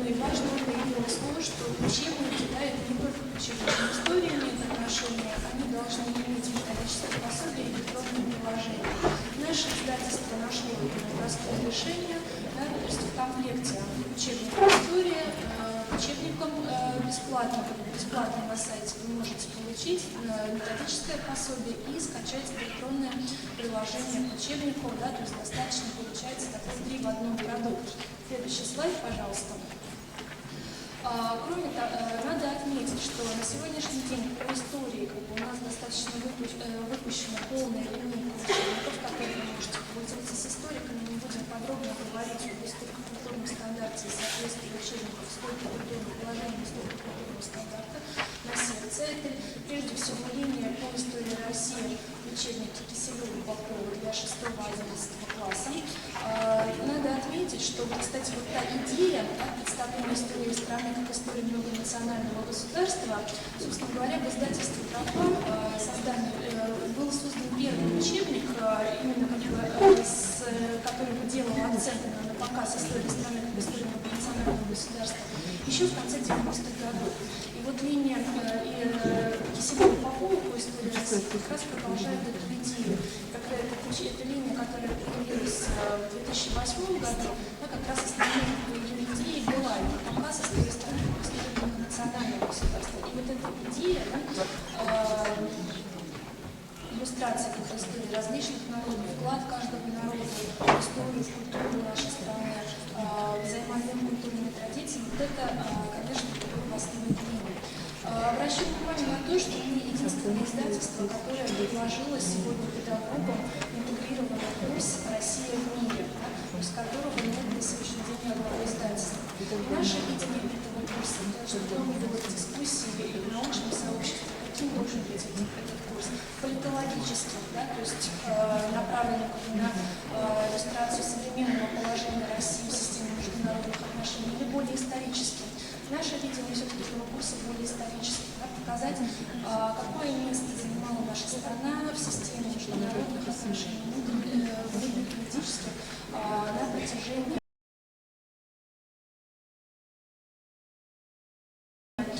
ряда столетий, и как развивался исторический процесс России в контексте мировой истории.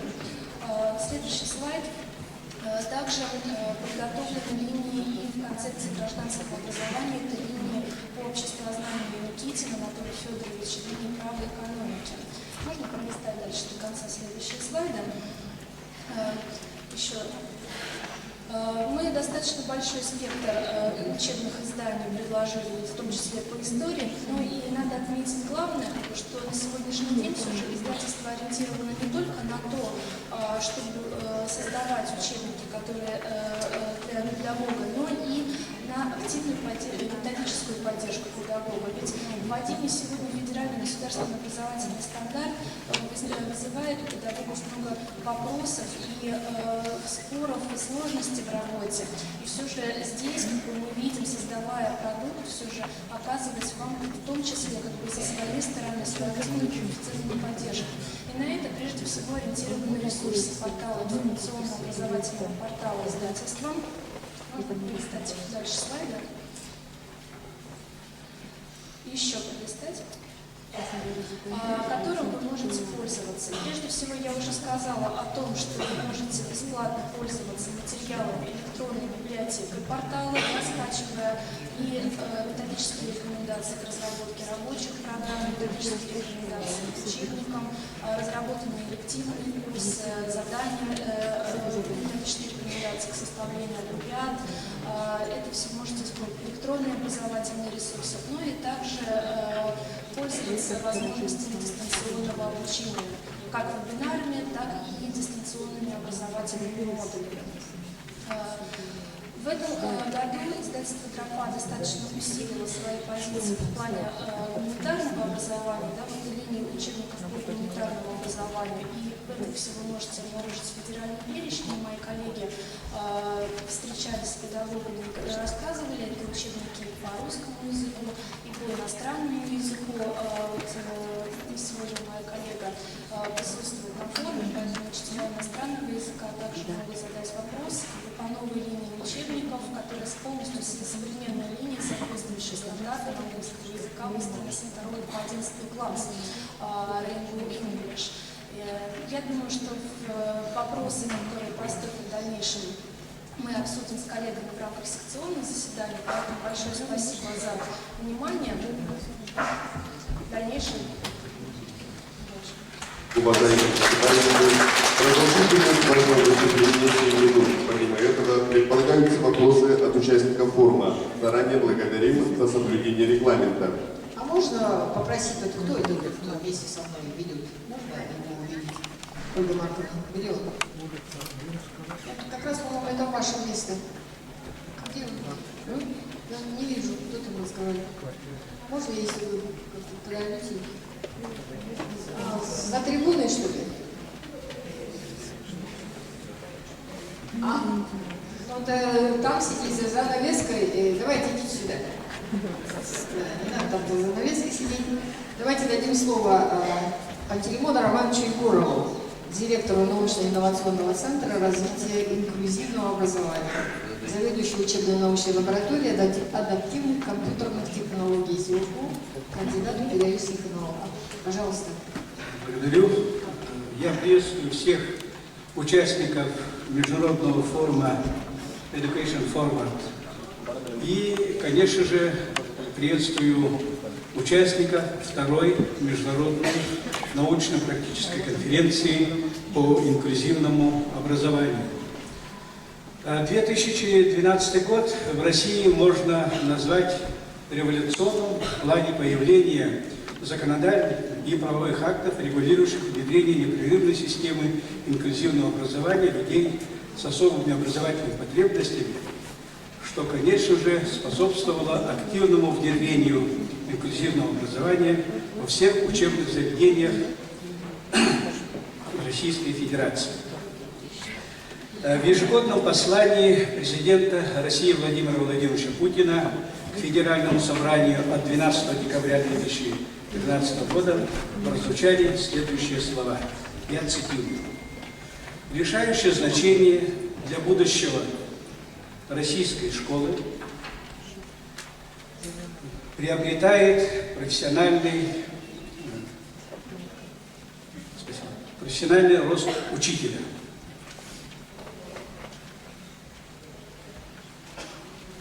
Он должен быть готов использовать в обучении современные технологии, уметь работать с детьми с ограниченными возможностями по здоровью». Я вот специально подчеркну, я цитирую. Президент России Владимир Владимирович Путин говорит, современными технологиями должен владеть наш педагог, а у нас в 5-й секции будет дистанционные технологии и адаптивные компьютерные технологии. То есть педагоги должны владеть этими технологиями обязательно. Уметь работать с детьми с ограниченными возможностями по здоровью, говорит президент. А у нас в законе прописано обучающие с ограниченными возможностями здоровья. Это глава 1, статья 2, пункт 16. Федерального закона номер 273. Вы знаете, который у нас 29 декабря 2013 года был подписан и вступил в силу 1 сентября 2013 года. Так, значит, вот я почему акцентирую на это? Я, значит, призываю именно, чтобы мы с вами пришли к единому мнению по терминологическому глоссарию. Я как педагог, как исследователь, как ученый предлагаю термин, который вот ввел Николай Николаевич Малафеев в своей монографии «Европа в меняющемся мире. Специальное образование». Он вводит термин, но это термин, конечно, европейский, это люди с особыми образовательными потребностями. Мы с вами занимаемся образованием, обучением, поэтому вот люди, раньше мы говорили инвалиды, я тоже такой же человек с проблемами зрения, выпускник Якутской республиканской школы для слепых слабейших детей. Окончил мой родной физмат-факультет, своего родного университета. Вот сейчас стою с гордостью на трибуне своего Северо-Восточного федерального университета в качестве уже кандидата педагогических наук, директора Северо-Восточного научно-инновационного центра развития инклюзивного образования. И я, например, против, чтобы моих студентов, моих школьников называли инвалиды. И более 20 лет занимаюсь инклюзивным образованием, И в своих научных статьях я писал, и во многих научных статьях вот этот термин оспаривается. И, наконец-то, я рад, что в новом федеральном законе, я вот выше говорил, появился пункт 16, обучающийся с ОВЗ. Но, опять-таки, этот пункт я считаю как педагог неграмотным. Вот, я подчеркнул, что президент уже сказал, с ограниченными возможностями по здоровью. Он не говорит, как в законе, здоровье. То есть вот термин ограниченные возможности человека как бы тоже негативный оттенок. А вот особые образовательные потребности, более толерантный термин. И вот наш Северо-Восточный федеральный университет придерживается этой терминологии, мы стараемся вводить этот термин. И сейчас уже во многих научных статьях я вижу этот термин. Я хочу здесь подчеркнуть, здесь приглашены на вторую международную научно-практическую конференцию по инклюзивному образованию очень много российских ученых, педагогов. Особенно вот хочу подчеркнуть проректора по учебной работе Санкт-Петербургский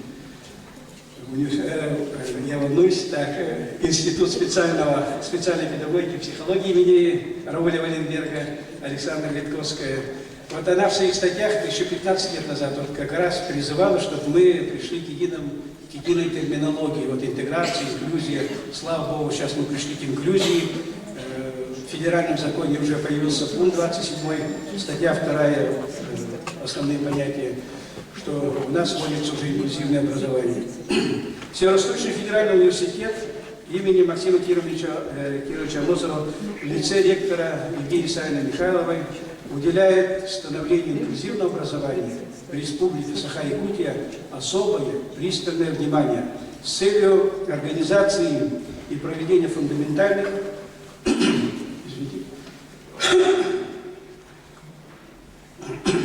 и прикладных научных исследований в области инклюзивного образования в системе дошкольного, общего, высшего профессионального образования.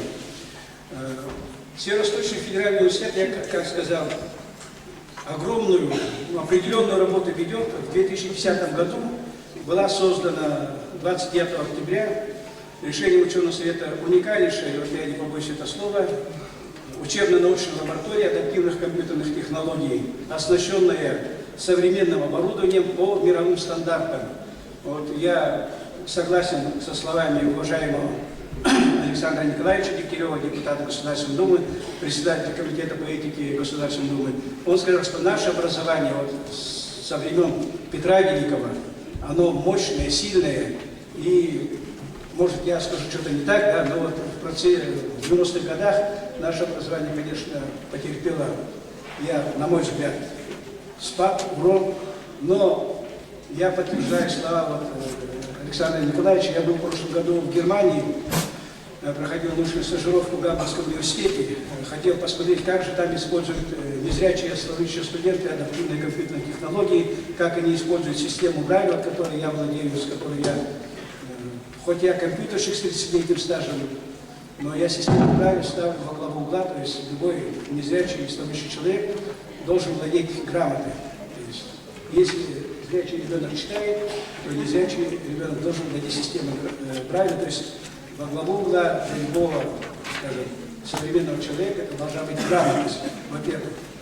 А система Брайля, к сожалению, в России, Александр Николаевич, я вам обращаюсь, получила статус альтернативный. Многие даже наши коррекционные школы в России систему Брайля преподают только, к сожалению, для незрячих ребятишек. А слабовидящие ребятишки, у которых остаточный процент зрения, например, как у меня, там 2, 3, 4, 5%, это считается по градации медицины для инвалида первой группы.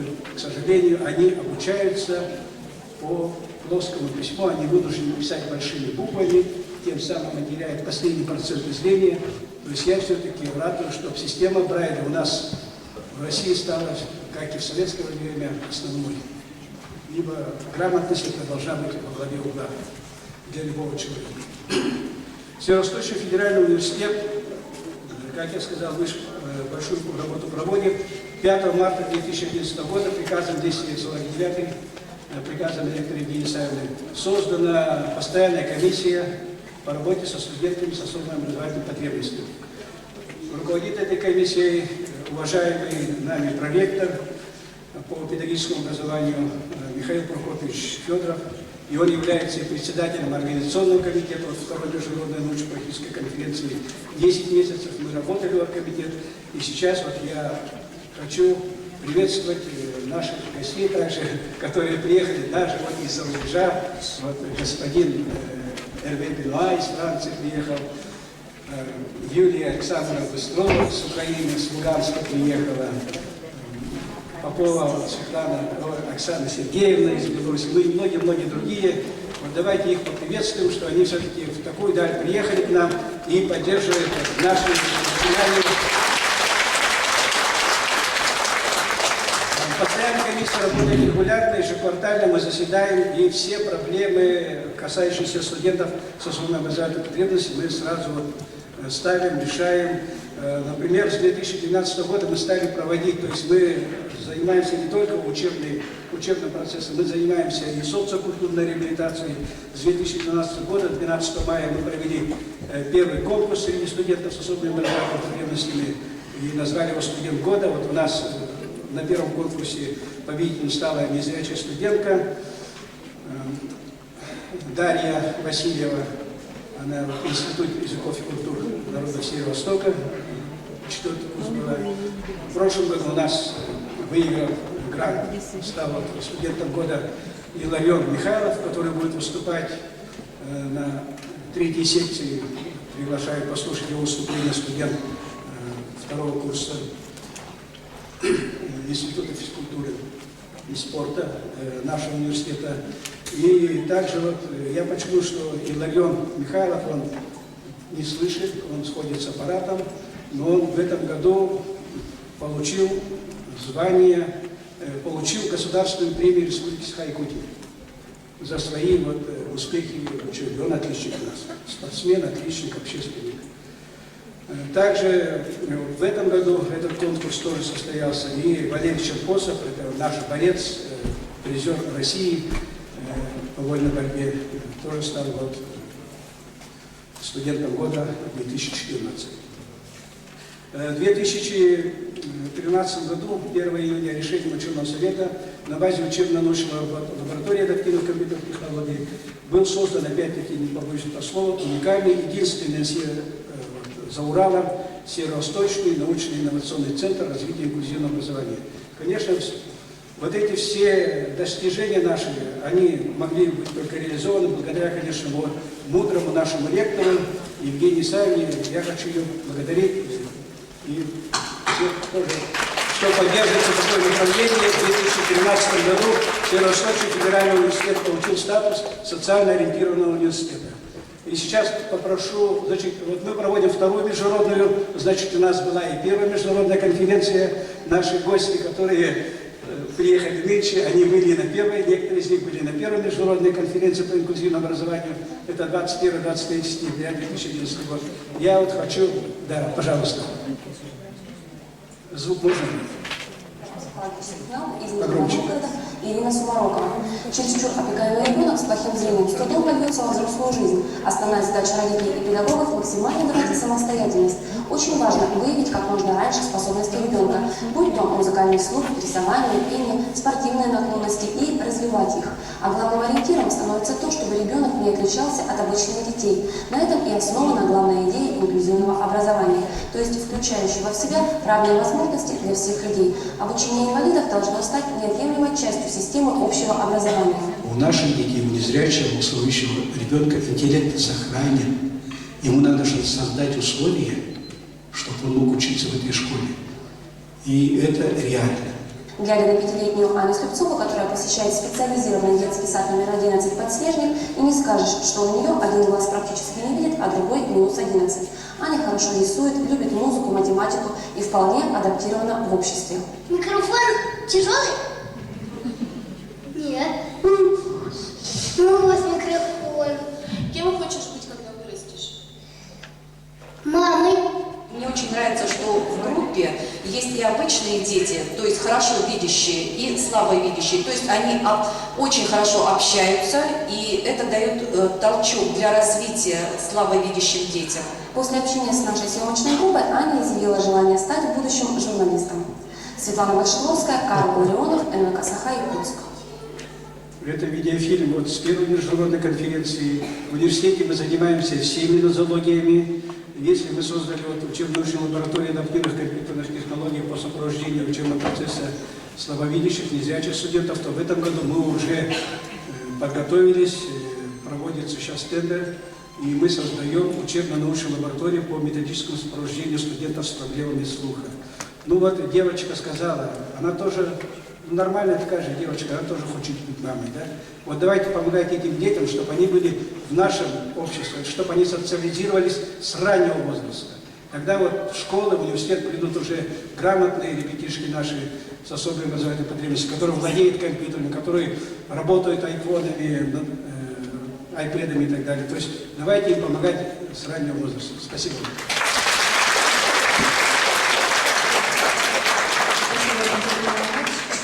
А слово для выступления предоставляется Светлане Николаевне Чистяковой, доктору педагогических наук, профессору, академику, секретарю отделения профессионального образования Российской академии образования. Ну, смею сказать, куратора Якутии. Спасибо.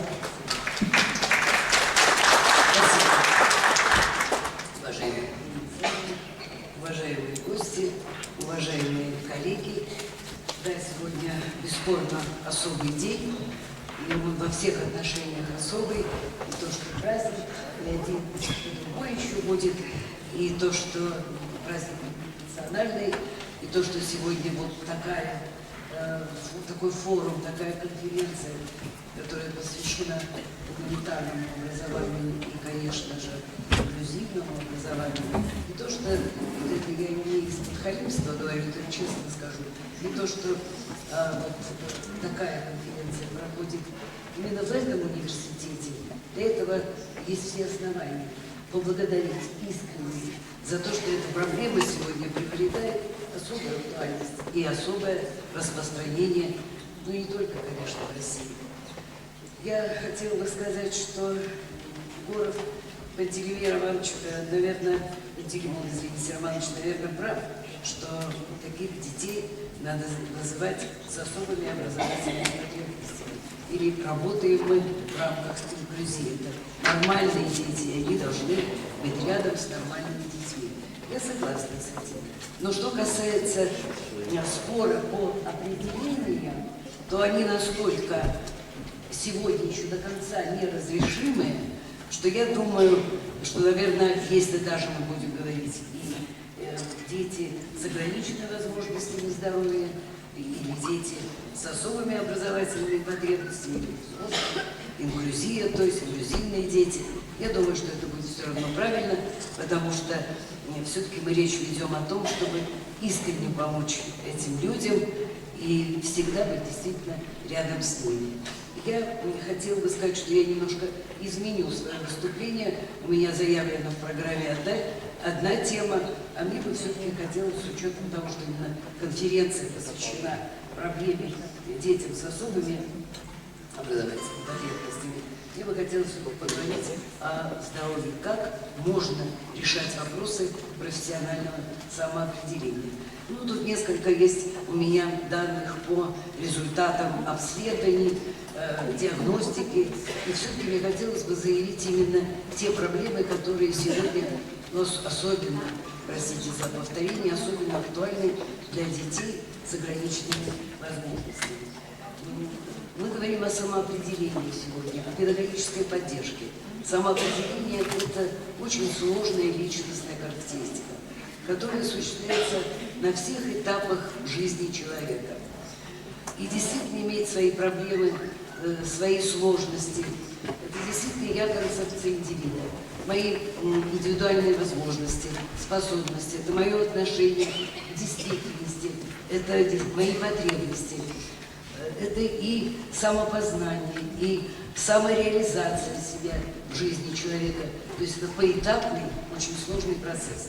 И бесспорно, конечно же, он не может обойти человека с особыми образовательными потребностями. Поэтому то, что мы сегодня говорим о личности, о том, что мы сегодня говорим о бережном отношении к личности, это действительно так, и это очень важно, особенно в нашем вот таком сегодня непредсказуемом и сложном мире. Я хотела бы буквально дать несколько таких данных. Это не наши данные, это данные Гордеевской Елены Николаевны, Санкт-Петербург. Было опрошено 384 безработных лиц, у которых действительно проблемы в здоровье, это трудоспособный возраст, и которые состоят на учете в службе занятости. Вот о чем они говорят? Они говорят о том, что эти цифры свидетельствует о том, что мы сегодня действительно имеем хорошие технологии и хорошие возможности для того, чтобы решать эти сложные проблемы. Ну, например, неадекватность и осознание собственных возможностей применительной профессиональной деятельности. Вот более 74% случаев, это 384 человека обследования. Незнание своих возможностей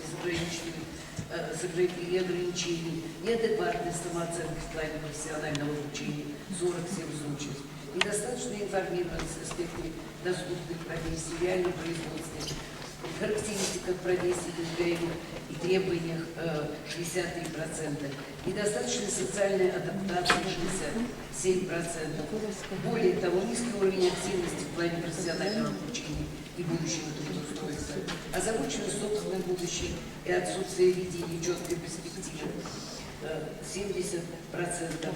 И также очень много еще и других данных, это и тревожность, напряженность, тоже большая цифра, 63%.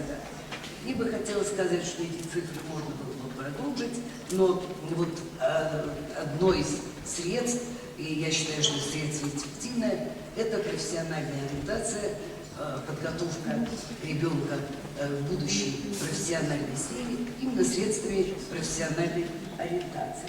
Но мне бы хотелось, прежде чем говорить уже о конкретных средствах, мне бы хотелось сказать, а какими же основными подходами нужно пользоваться. Я говорила уже, что это процесс, непрерывный процесс профессионального самоопределения. И какие же подходы мы считаем необходимы для того, чтобы решать проблему именно вот с такими детьми, у которых ограниченные возможности здоровья. Это социокультурный подход, который позволяет выявить те факторы влияния различных общественных процессов на профессиональное самоопределение. Системно-функциональный подход, который позволяет исследовать именно систему, содержание подготовки, в том числе и профессиональной ориентации. И то, что мы говорим о деятельностном подходе, который позволяет исследовать изменения, характеристик, процесса социального и профессионального самоопределения. Ну и, конечно, принципиальное значение именно для этих детей имеет подход экзистенциальный, который рассматривает человека как творящего самого себя, как проект своего собственного развития. Ну и аксиологический подход, я не буду раскрывать эти подходы, аксиологический, системный подход, это вот именно все те подходы, которые имеют огромное значение, когда мы прикасаемся к личности, когда мы решаем вопросы профессионального самоопределения, которые осуществляются на всех этапах жизни человека. Ну и теперь тоже не менее важная проблема, которая существует сегодня именно с детьми, у которых вот есть проблемы здоровья, есть проблемы, естественно, соответственно, и в обучении. Это, конечно же, та педагогическая поддержка, помощь, которая осуществляется этим детям и рассматривается как комплексный процесс, который предусматривает такую взаимную деятельность педагогического коллектива, общеобразовательного учреждения с другими социальными партнерами и институтами. Какие же это партнеры и институты? Так как это проблема комплексная и интегративная, проблема профессионального, в то же время и социального, жизненного самоопределения, личностного самоопределения, можно раскрывать очень долго все те взаимосвязи, которые реализуются в течение жизни человека вот именно в комплексном таком соответствии и в условиях комплексного подхода. Но в то же время нельзя не назвать те учреждения, которые являются именно, могут быть социальными партнерами в решении вопросов, оказанию помощи в будущей профессиональной деятельности. Я не буду их все перечислять, они видны на экране. Хотела бы только сказать, что особое место в решении этих вопросов медико-педагогическая служба. Я хочу сказать, что медико-педагогическая служба еще недостаточно работает в той именно системном таком деятельностном аспекте, который бы следовало бы от них ожидать. Ну и, конечно, это ресурсные центры профориентации, средства массовой информации, которые тоже недостаточно еще решают эту проблему. То есть я хотела сказать, что эта проблема довольно новая у нас в России, с одной стороны, но в то же время она не такая уж новая, если обращаться к 30-м, 40-м и так далее, и так далее. Но единственное, что очень важно в этой медийской точке, что каждый обучающийся должен рассматриваться не как объект педагогического воздействия, а как активный субъект социально-профессионального адаптивного процесса.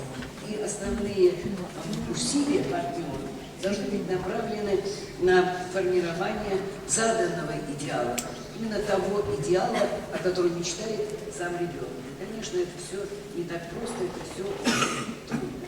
Ну и, конечно же, не могу не сказать, что предполагает профессиональное самоопределение.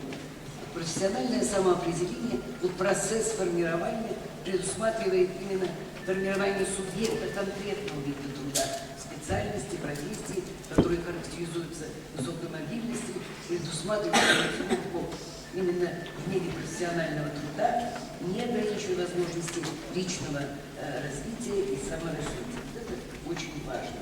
Именно сложность, многогранность понятия профессионального самоопределения послужили основанием для поиска тех средств, тех путей, которые могли бы действительно оказать содействие лицам с ограниченными возможностями. И вот это действительно социальное партнерство. Если все мы, каждый из нас, внесет свою лепту с точки зрения науки, практики, то это, наверное, будет хорошим подспорьем для развития тех колоссальных способностей, внутренних ресурсов, которыми обладают и которые надо найти именно в детях, которые имеют ограничения здоровья. И вот я не могу не сказать, в чем заключается цель социального партнерства. Это действительно и сегодня также и рассматривают ученые университета нашего создания образовательной среды, именно способствующей выявлению предпочтений, склонностей, способностей обучающихся к развитию творческого потенциала каждого из них, подыскивание именно им тех сфер деятельности, которые не могли бы включиться с учетом своего индивидуального запроса и, конечно, с учетом тех потребностей, которые предъявляет им социальная действительность, экономика России. И таким образом, я хотела бы сказать, что для реализации цели профессионального самоопределения уже проверены те средства, о которых я не могу не говорить сегодня, которые проверены не только вот в стенах нашей лаборатории социально-профессионального самоопределения Российской академии образования, Института содержания и методов обучения, но и в других лабораториях, других институтах. Это первое.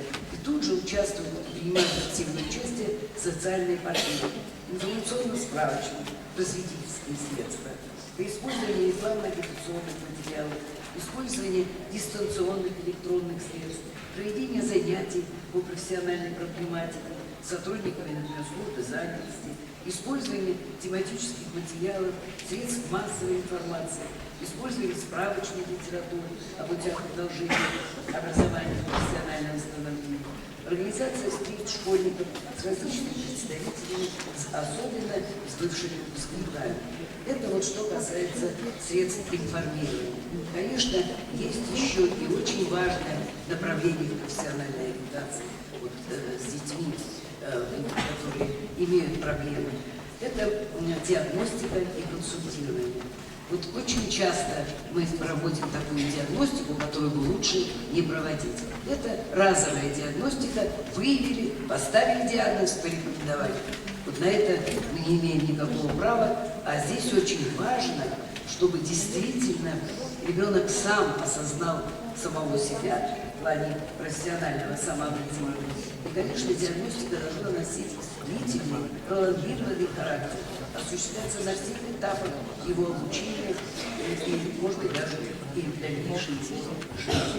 И непосредственно, конечно, диагностика реализуется, имеет свое место и должна быть. Это в процессе включения ребенка в трудовую и предпрофессиональную, и профессиональную деятельность. Именно в трудовой деятельности мы можем найти те пути, которые помогут и в плане коррекционной диагностики, и в плане, в том числе, формирующей развивающей. Ну и, конечно, мы не можем не говорить с этими детьми в рамках работы с УЗИ, это средства массовой эмоциональной поддержки. Мы сегодня много об этом говорили, это группы тренинга, и праздник труда, и конкурсы профессий, и самые другие яркие события, которые можно использовать. Ну и, конечно же, я не могу не сказать о тех профессиональных пробах, о том деятельностном аспекте, деятельном характере профессиональной ориентации, а как, по-другому просто. А что такое профессиональная проба? Это профвоспитание или профпроверка, моделирующая элементы конкретного вида профессиональной деятельности.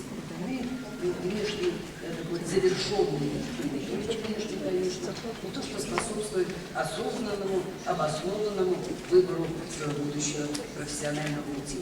Я хотела бы сказать только несколько слов, не раскрывая подробно, что такое профессиональная проба. У нас написано в этом плане немало пособий, книг, где действительно, и вот как уже доказывают именно специалисты, которые работают с детьми, у которых ограниченные возможности здоровья, именно профессиональные пробы позволяют им найти свой будущий путь. Почему? Я пытаюсь очень коротко это сказать. Во-первых, потому что профессиональная проба, она раскрывает профессию. Ребенок погружается в выполнение профессиональной пробы, которая имеет завершенный цикл. Обязательно должен ребенок в процессе выполнения профессиональной пробы создать определенный продукт. Это конкретный продукт, это может быть узел какой-то там, предположим, это может быть, я имею в виду уже в технике узел, это может быть какая-то картина, это может быть какой-то рисунок, но это обязательно завершенный тип. И, вспоминая Евгения Александровича Климова, нужно сказать, что пока именно его подход к организации профессиональных проб, а вообще ознакомление с миром труда и профессий по 5 сферам. Человек, природа, знак, художественный образ и так далее. Ребенок погружается в каждую из этих сфер, он именно имеет право, имеет возможность определить, что ему наиболее подходящее. И он несколько раз проходит эти пробы и, наконец, выбирает свою будущую профессиональную деятельность, формирует свой профессиональный план. Вот, не говоря уже очень подробно о профессиональной пробе, я, по-моему, сказала самое главное, что они, во-первых, представляют широкий круг различных видов профессиональной деятельности, которые погружается ребенок с одной стороны, и с другой стороны, эта проба, еще бы хотела сказать, она интегративная, комплексная, потому что она, с одной стороны, и диагностическая, и формирующая, и реабилитационная, и корректирующая. И в то же время информационная, получая такой вот объем различных видов деятельности, различных видов информации, еще и самодиагностики, результатов по самодиагностике, ребенок имеет право, имеет не только право, но у него есть все реальные возможности для того, чтобы совершить выбор. И не могу не сказать, что каковы результаты именно в результате выполнения профессиональных проб детей. 86% появилось устойчивое желание работать. Изменилось представление о собственных возможностях, что очень важно, 44%. Используют полученные профессиональные навыки для себя, 74%. То есть именно проба помогает сделать ребенку обоснованный выбор, выполнить себя именно в плане профессионального самоопределения. Я не буду больше говорить много, я могла бы очень долго говорить о профессиональных пробах. Я бы хотела сказать буквально несколько слов, что каждая проба характеризует профессию с трех сторон. Это и технологический компонент, это и ситуативный, творческий, это и практический компонент. То есть вот эти все компоненты позволяют реализовать вот этот интегративный комплексный подход. и учащиеся, которые имеют, школьники, я имею в виду, или школьников, которые имеют проблемы именно в состоянии здоровья, наибольшим образом влияют пробы на профессиональное саморазвитие. Но не только пробы, конечно же, есть и другие виды различной деятельности. Самое главное, хотел бы сказать, что ребенок, который имеет ограничение, он должен определить, найти именно тот способ деятельности, который ему наибольше соответствует его природным данным и, конечно же, в соответствии с теми проблемами, которые у него есть в здоровье. И, конечно, с формами его поведения. И что касается в соответствии с формами его поведения, и что касается, очень важно, это оказание своевременной педагогической поддержки и помощи на более ранних ступенях обучения. Вот это очень важно. Мы говорим, что профессиональная ориентация, не важно, дети с инклюзией или дети здоровые, все равно профессиональная ориентация должна осуществляться в детском саду, с учетом, конечно, возрастных психологических особенностей детей. Это оказание именно поддержки. И, конечно же, еще раз повторяю, с учетом интересов, склонностей, и очень важно, естественно, диагнозы состояния здоровья, эмоционального состояния. И очень важно, чтобы он сам осознал свои возможности и попытался их реализовать в конкретной практической деятельности. Спасибо. Спасибо, Светлана Павловна. Представляется для выступления Бенуа Эрве, доктор педагогики, главному редактору нового журнала адаптационного образования «Город Париж».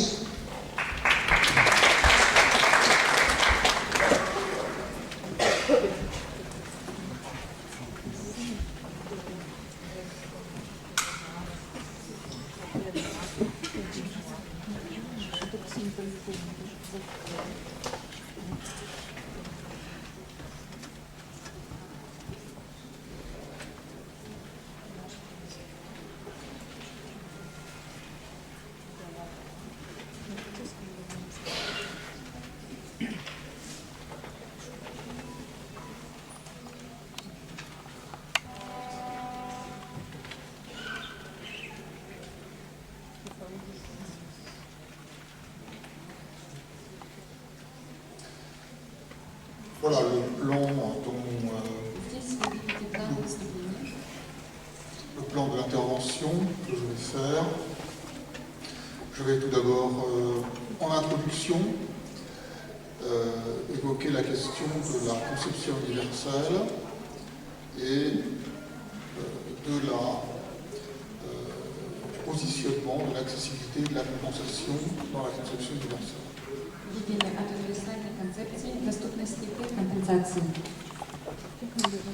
Ensuite, j'examinerai la compensation, la place de la compensation et de l'accessibilité dans les politiques publiques. Потом я буду говорить о компенсации и доступности государственной политики. La loi française a fait un choix au regard de cette différence entre compensation et accessibilité, qui est de répondre à des besoins. Следующее – выбор французского законодательства, удовлетворение потребностей. Ensuite, j'examinerai la conception des besoins en Europe. En quoi est-ce qu'il y a des avancées et en quoi, parfois, des retours en arrière. Затем я буду рассматривать концепцию потребностей в Европе, продвижение и шаги назад. Enfin, en conclusion, j'essaierai d'identifier les 4 barrières institutionnelles à l'accessibilité. И в заключение я буду рассматривать 4 типа барьеров к принципу доступности. Alors d'abord, la conception universelle. Tout le monde sait ce qu'est la conception universelle, c'est l'universal design. C'est la manière dont on conçoit des programmes, des objets qui peuvent être utilisés par tous sans nécessité d'adaptation particulière. Универсальная концепция, как вы все знаете, на английском универсальный дизайн, не исключает применение ассистивных устройств для конкретных групп инвалидов, когда это необходимо.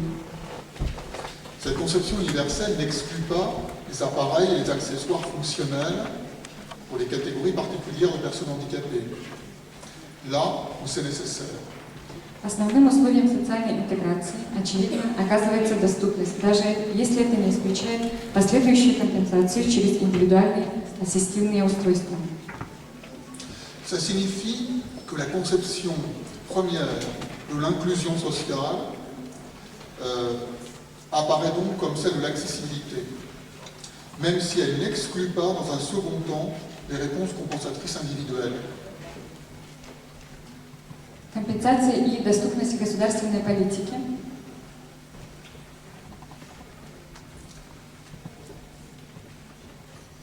Alors, dans les politiques publiques, comment s'équilibre la compensation et l'accessibilité? Как рассматривается в ней компенсация и доступность? C'est une relation de proportionnalité inverse, c'est ce que je voudrais montrer. Это отношение обратной пропорциональности, то, что бы я хотел вам показать.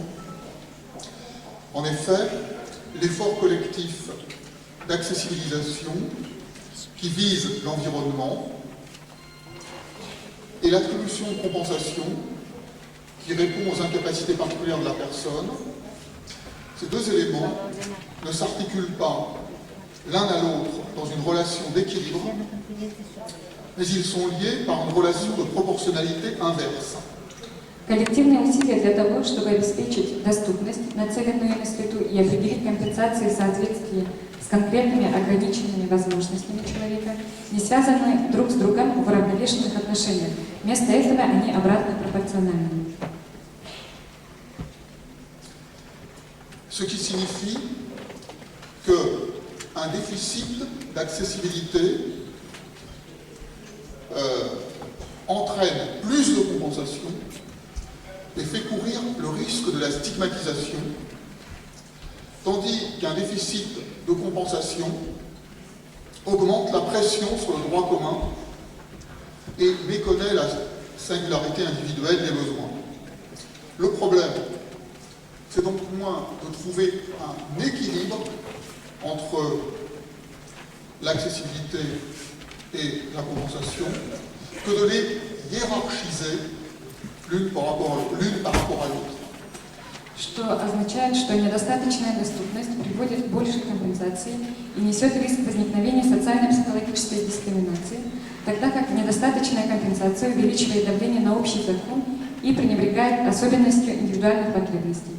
Таким образом, проблема заключается не в нахождении правильного баланса между этими двумя подходами, но в правильном определении приоритетов.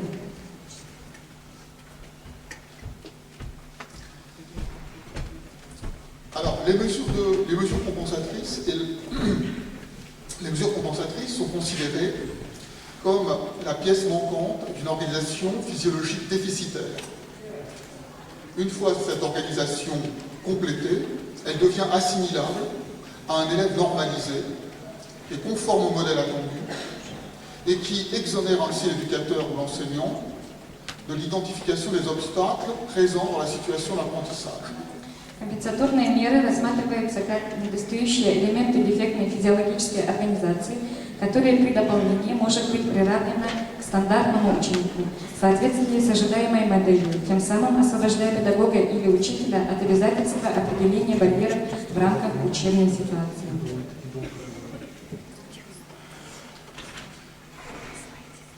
C'est pour cette raison que les politiques publiques orientées vers la compensation sont aussi des politiques publiques d'intégration scolaire. В связи с этим мы говорим о компенсации и образовательной интеграции. Parce que l'intégration scolaire est soumise à la double condition 1. De l'efficacité des aides compensatrices et 2. De la capacité d'adaptation des élèves handicapés qui doivent apporter la preuve qu'ils sont capables de s'assimiler au milieu scolaire ordinaire.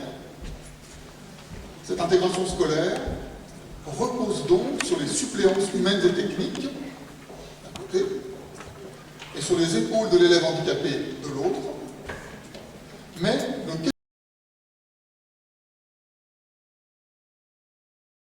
questionne pas la capacité du système à prendre en compte la diversité des besoins individuels. Потому что образовательная интеграция обусловлена как эффективностью компенсационных средств, так и адаптационными способностями детей с особыми потребностями, которые в результате корректирующих мероприятий или переобучения должны были доказать, что они могут влиться в основную образовательную среду. Бремя доказывания лежит с одной стороны, человеческих и технических заменителях, а с другой стороны, на плечах учащихся с ограниченными возможностями. Но открытость не ставит под сомнение функционирование системы с точки зрения ее способности учитывать разнообразие индивидуальных потребностей каждого.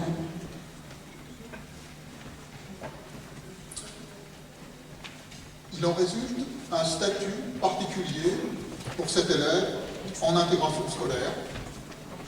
Et ce statut relève d'une forme de précarité. Il présente une double isomorphie avec celui du travailleur précaire, à savoir le contrat à durée déterminée, et celui de personne étrangère à un pays placée sous la menace d'une reconduite à la frontière. Ici, la frontière du milieu scolaire ordinaire. Tout cela, si la personne ne fait pas la preuve de ses capacités d'adaptation, à savoir, par exemple, savoir correctement s'exprimer dans la langue du pays d'accueil. Отсюда следует, что статус ученика в процессе интеграции в образовательной системе на самом деле является формой образовательной ненадежности, так как его функционирование изоморфно функционированию ненадежно занятого работника. То есть это относится к понятию срочных договоров и лиц, живущих в чужой стране под угрозой депортации, в данном случае удаления от основной образовательной среды. Если он или она не демонстрирует требуемые адаптационные возможности, например, уметь выразить себя на языке принимающей страны. Pour conclure sur ce point, les politiques publiques de compensation entraînent des pratiques d'intégration scolaire, et les pratiques d'intégration scolaire produisent une précarité du statut scolaire de l'élève intégré. Таким образом, интеграция ребенка происходит и от политики, которая ведется.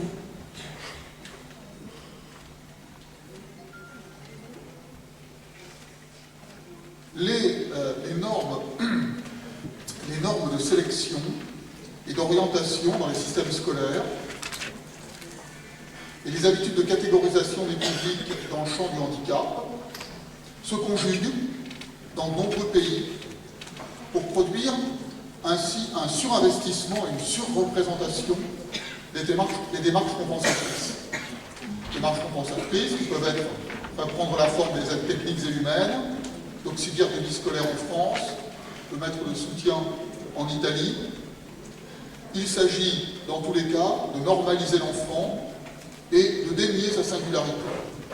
Стандарты отбора или руководства в образовательных системах сочетаются с обычной классификацией отдельных групп в области инвалидности для создания чрезмерного инвестирования и преобладания компенсационных подходов, которые могут принять форму технической или человеческой помощи. Например, парапедагоги для детей с особыми потребностями во Франции, учителя-помощники в Италии и так далее. Они рассматриваются как компенсации, чтобы привести ребенка обратно в поле нормальности, стирая его индивидуальные особенности. Alors le choix de la loi française, au regard de cet équilibre compensation-accessibilité, c'est ce que nous allons voir maintenant. Итак, выбор французского законодательства по отношению к этой проблеме. La loi française actuelle n'a pas pour objet, comme celle de 1975, de reconnaître le handicap en tant que catégorie sociale, mais au contraire, d'évaluer les besoins des personnes, d'évaluer les besoins des personnes. Néanmoins, des résistances subsistent, et ces résistances dans les pratiques ne sont pas seulement l'effet de l'inertie des professionnels, que ce soit les professionnels de l'école ou ceux de la santé, Mais ces résistances s'appuient sur certaines ambiguïtés des fonctionnements institutionnels. Теоретически действующее французское законодательство больше не стремится, как предыдущий закон 1975 года, признать инвалидность как социальную категорию, но вместо этого стремится оценить потребности лиц.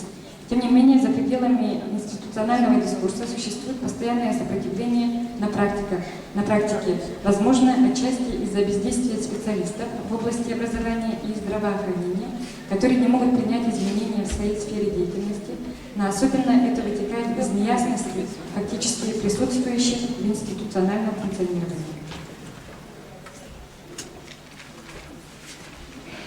Le choix, malgré tout, est ambigu. Несмотря на все, выбор неоднозначный. Dans l'éducation, l'évaluation des besoins d'élèves handicapés donne lieu en effet à ce qu'on appelle un plan personnalisé de compensation. Donc le principe d'action en vigueur consiste plutôt à dégager les besoins de la personne dans l'environnement plutôt que de dégager les besoins d'accessibilité de cet environnement. On est loin encore du renversement du processus de normalisation qui consisterait à passer d'un modèle d'intégration réadaptatif à un modèle d'accessibilisation des milieux de vie. В области образования оценка потребностей учащихся с ограниченными возможностями привела к введению так называемого индивидуального плана компенсации, который включает индивидуальный проект обучения. Принцип действия, имеющий в настоящее время силу, заключается в определении потребностей человека в его или ее среде, а не определении потребностей в доступности этой среды. Это все еще далеко от изменения процесса нормализации, чтобы перейти от модели реадаптивной интеграции, главным образом основанной на нормализации индивидов, модели доступности живых сред, таких как школа, бизнес, общественная жизнь. Maintenant, je voudrais examiner comment les choses se passent en Europe et quelle est la conception des besoins en Europe au regard précisément de l'accessibilité et de la compensation. Сейчас я рассмотрю концепции, которые существуют в Европе. Depuis le rapport Warnock de 1978, la conception des besoins en Europe oscille entre un modèle de compréhension interne, un modèle de compréhension des besoins internes à l'apprenant, et une conception du besoin d'aide situé, c'est-à-dire défini relativement aux obstacles que rencontre l'élève dans son parcours de vie et d'apprentissage. Certains chercheurs rejettent même la notion de besoin et préfèrent une approche polycentrée qui s'intéresse au devenir de la personne. Со времен первоначального подхода, предложенного в докладе Уорнока в 1978 году, концепция потребностей в Европе колебалась между моделью понимания свойственного учащемуся и концепцией необходимости ситуативной помощи, определенной по отношению к барьерам, с которыми сталкиваются учащиеся с ограниченными возможностями в процессе их жизни и обучения. Некоторые исследователи отвергают само понятие потребностей и предпочитают заниматься будущим человека и расширяющей возможности практикой в рамках полицентрического подхода. En fait, à partir du rapport Warnock, la transversalité de l'approche des besoins dans une visée éducative universelle, parce qu'elle englobe l'ensemble des élèves en difficulté, aussi bien handicapés qu'en difficulté, cette idée conduit logiquement à la scolarisation en milieu ordinaire des enfants accueillis antérieurement, à part, en milieu spécialisé. Cette idée, cette conception, invite à réorganiser les systèmes d'enseignement sur la base d'un projet pour tous, d'un design for all. Projet pour tous, capable d'apporter à chacun les réponses adaptées en termes d'accompagnement et de soutien. C'est ainsi une nouvelle notion qu'on voit émerger, la notion d'accessibilité pédagogique, en relation avec une conception non médicalisée des difficultés des élèves. Основываясь на докладе Уортнека, мы можем говорить о всестороннем подходе потребностей в рамках универсальной образовательной цели, охватывая всех детей с трудностями в обучении, логически приводит к идее обучения детей, ранее определяемых в специальные классы в основной среде. Он способствует реорганизации системы образования, основанной на проекте для всех, способной обеспечить каждого ребенка адекватным ответом с точки зрения заботы и поддержки. Возникает понятие педагогической доступности, связанное с непрерывной немедицинской концепцией трудностей в обучении.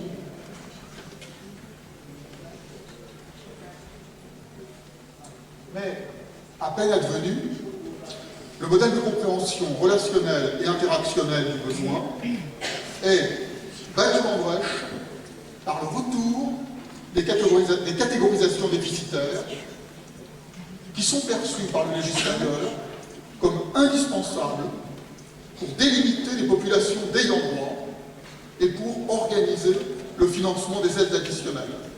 Но модель межличностного и междейственного понимания потребностей едва сложилась перед тем, как она была разрушена возвратом категории эффекта, которые законодатели считали незаменимой для определения численности имеющих право и организации финансирования дополнительной помощи. Ainsi, au Royaume-Uni, l'Education Act de 1981 organise le tri des différents types de besoins. Statement en cas de situation de handicap, assessment pour des difficultés scolaires. Таким образом, в 1981 году закон об образовании Великобритании классифицировал различные типы потребностей путем введения определенных процедур и уровней ответственности.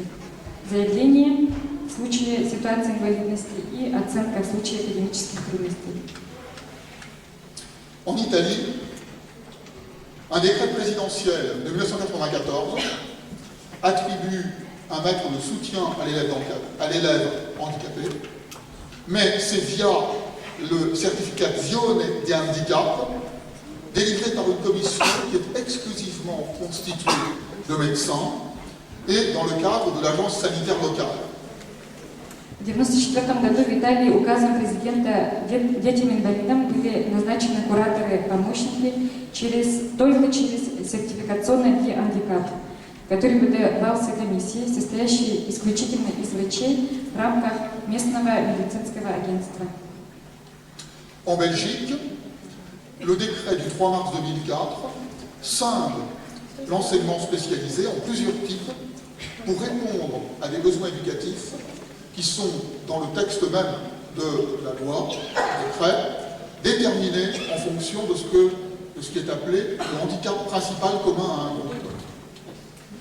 В Бельгии указ от 3 марта 2004 года разделил специализированное обучение на несколько типов для удовлетворения образовательных потребностей, установленных исходя из основной инвалидности, общей для группы. Pour conclure sur ce point, on peut dire que le principe de compensation, il fonctionne avec les habitudes managériales, aussi bien du côté de la santé que du côté de l'école. В заключение необходимо сказать, что принципы существуют на основе управленческих обучений.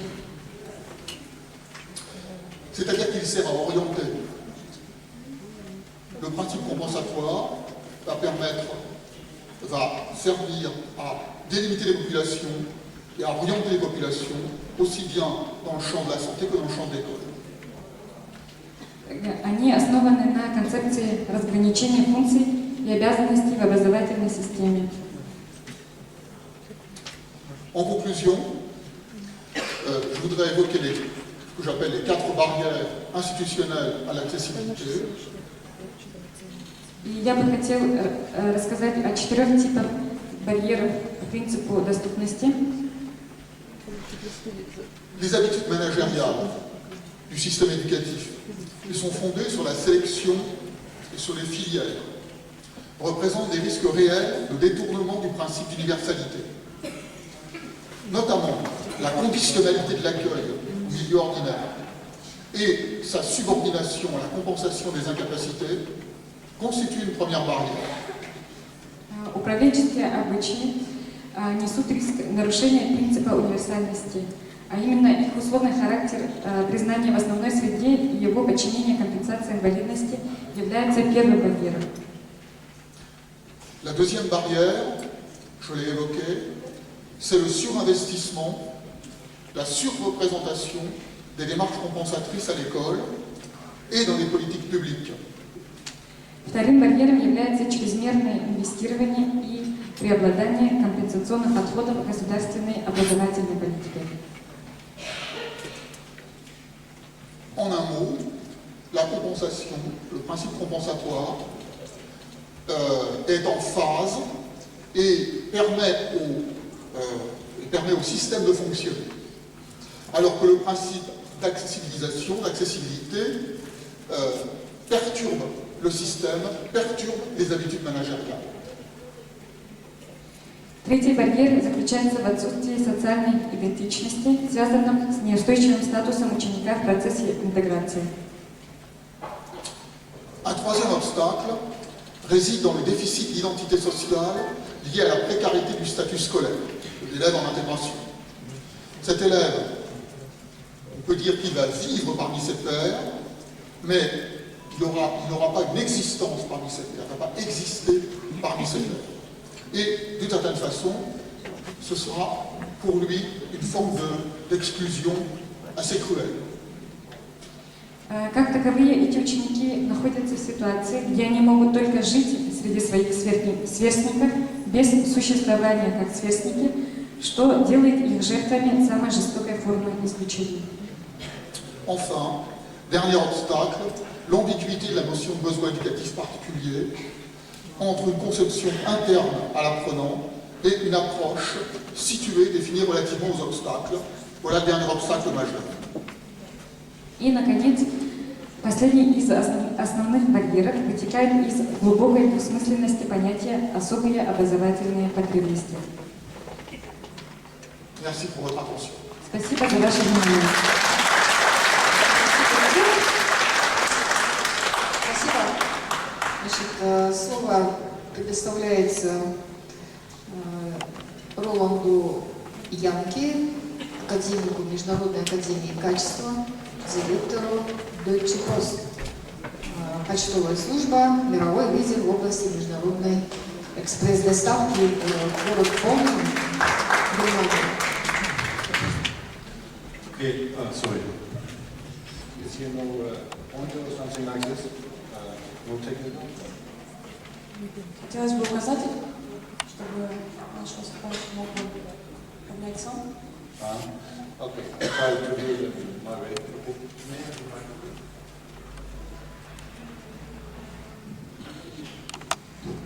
Okay, Honorable Director, many thanks for the invitation to be here today.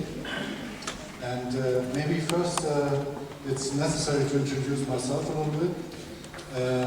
I have a business background and also a background about how to transform organizations from national levels to global levels.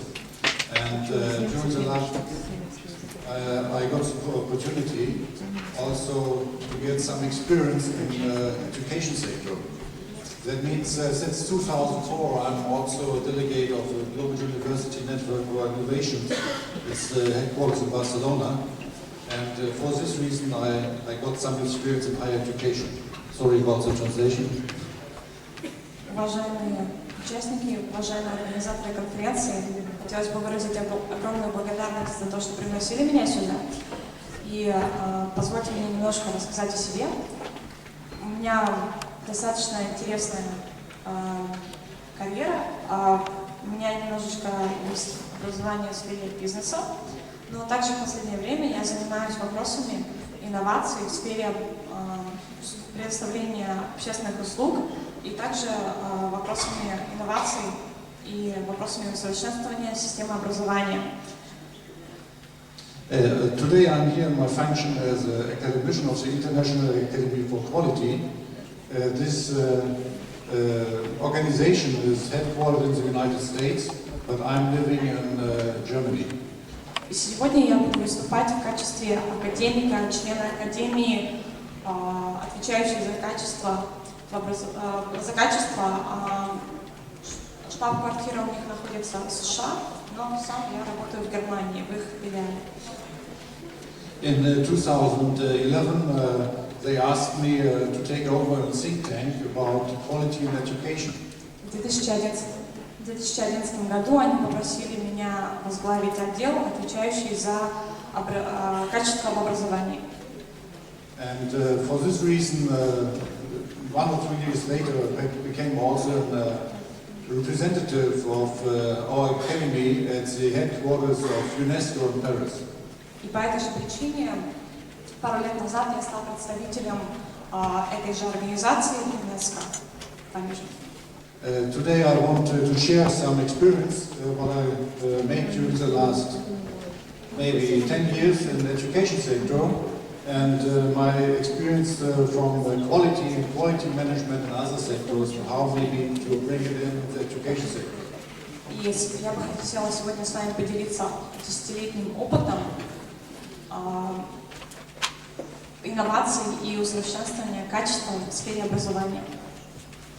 Okay, I will present you some slides to give you also evidences about goals in education sector. For this reason, I have to show you very quick several slides, but these are just for evidences.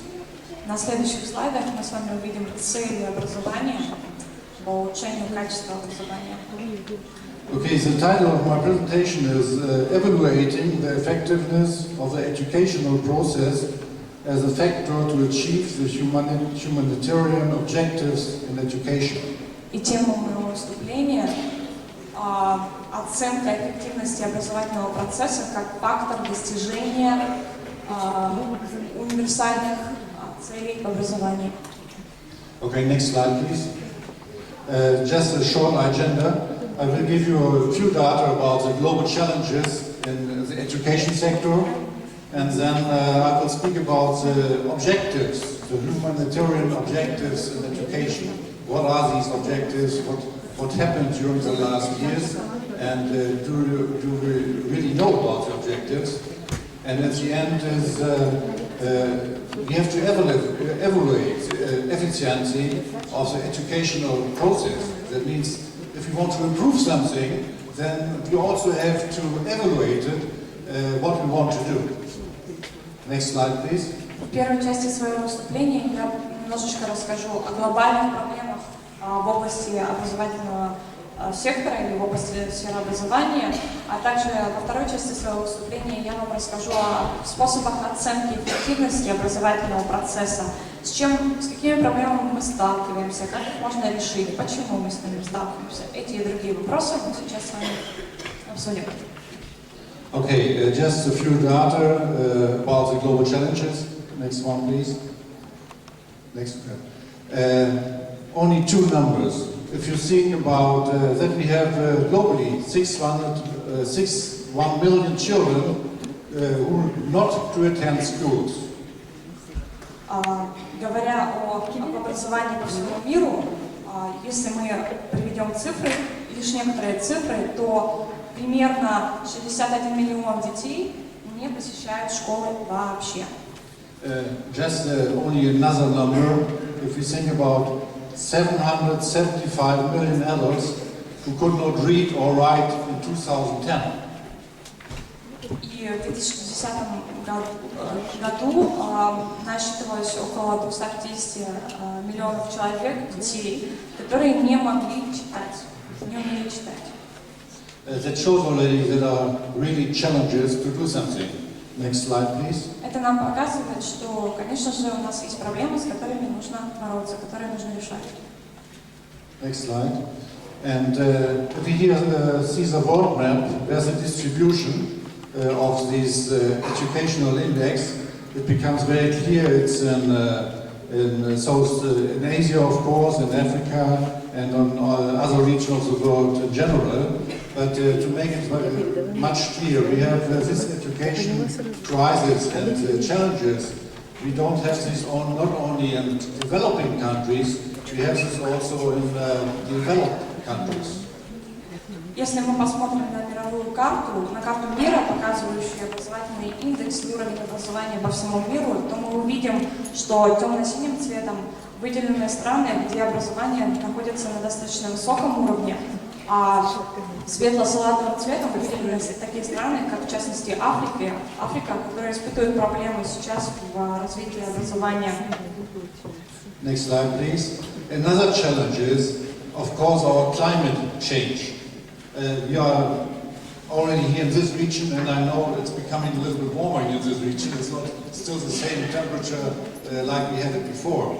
And next slide, please. Вторая проблема, с которой мы сталкиваемся, это изменение климата, резкое изменение климата. Находясь в этом регионе, здесь и сейчас, я уже понимаю и чувствую, что здесь гораздо теплее, чем должно быть, и об этом свидетельствует изменение климата. Just the next two slides to see the development of the climate change. Okay, all these challenges are part of my presentation and part of the objectives that we have to think about. And at the end, it's the education sector who has to look for these challenges in the future and how to manage it, how to get better quality management, how better quality education. The biggest challenge will be in the future quality education. This is already very clear. I will show you a little bit later what's going on. И те факторы, те проблемы, о которых я говорил, их составляют основные проблемы, о которых я буду говорить позднее, раскрывать позднее, и они также соотносятся с целями моего выступления. Также хотелось бы отметить, что основной и главной проблемой применительно к сфере образования является менеджмент в образовании, качество менеджмента образования, о котором я и буду говорить подробнее. Here we have the humanitarian objectives in education. I go there through very quickly. Next slide, please. В образовании существуют гуманитарные цели в образовании. Of course, we have to think about, to speak about the sustainability. What is the definition? And very often if we have discussion, the people don't speak about the same topic. So for me it's very important to give you my understanding of sustainability, and for these Jews I take the official definition of the Brundtland Report, and the most important part is there to meet the needs of the present without compromising the ability of future generations to meet their own needs. В первую очередь, говоря об образовании, проблемах образования, менеджмента образования, следует определиться с терминологией. Важным термином для этой сферы является термин «устойчивость». Устойчивость понимается разными людьми по-разному, и поэтому нам бы хотелось определиться, выделить одно конкретное определение, выдвинутое ООН в 1987 году в Рутландском докладе, согласно которому устойчивость понимается как то, что соответствует потребностям современности, не принося в жертву, не пренебрегая возможностью будущих поколений также удовлетворять свои собственные потребности в образовании. Next slide, please.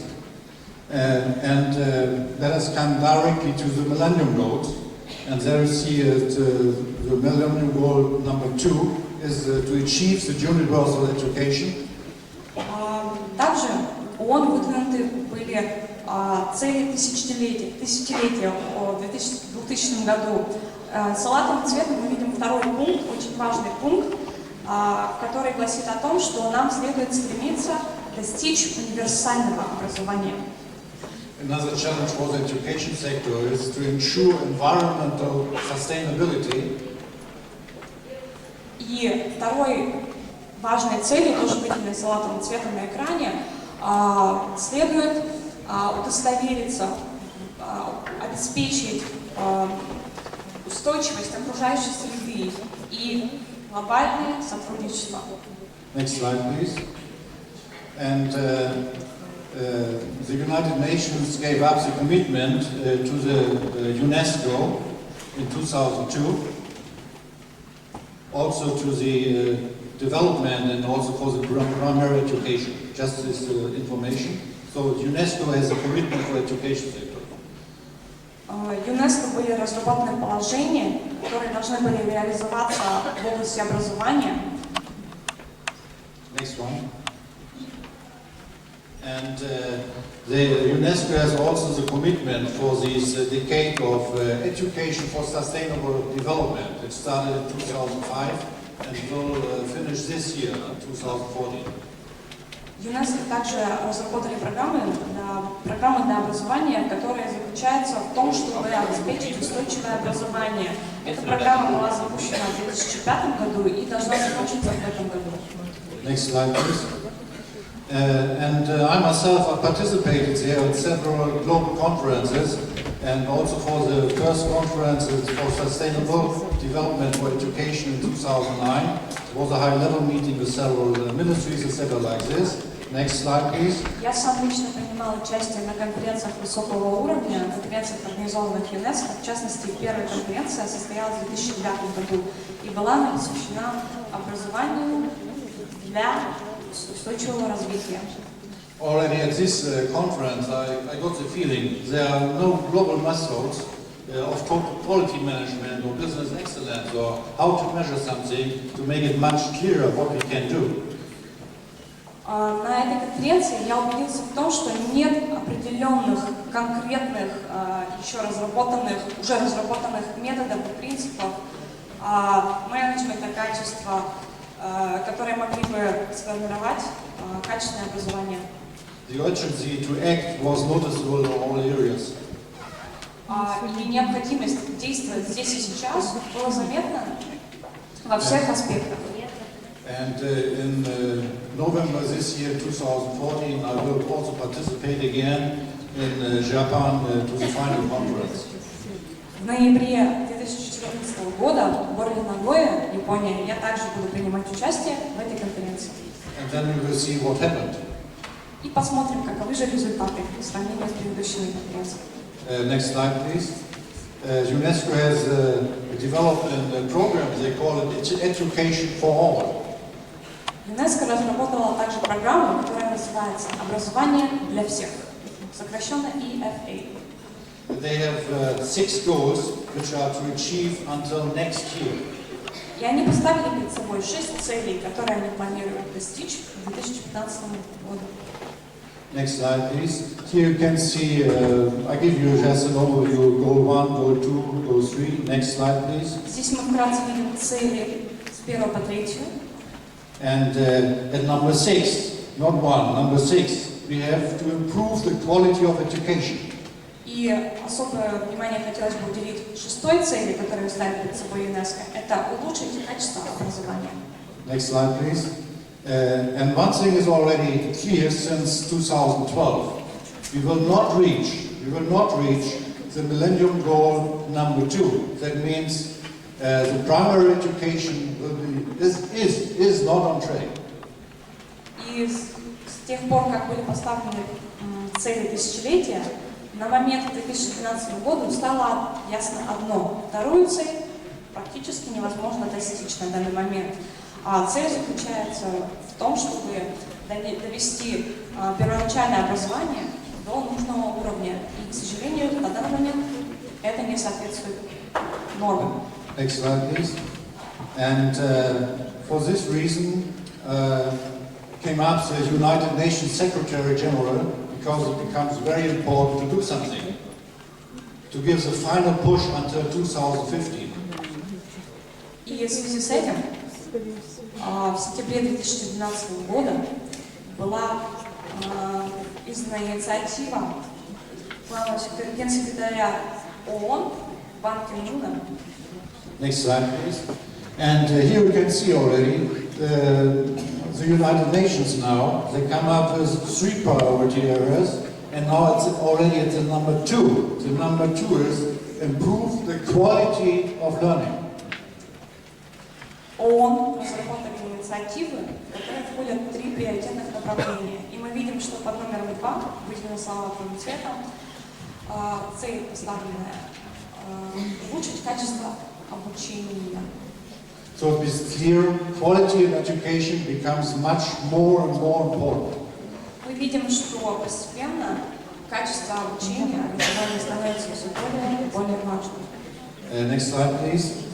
And of course, they came up also with a statement, we must rethink the purpose of education and prepare students for life, not only for exams. Он также разработал следующие принципы. Нам нужно пересмотреть все, что мы до этого составили, все те положения, которые мы составили, и подготовить людей, студентов, к жизни. Next slide, please.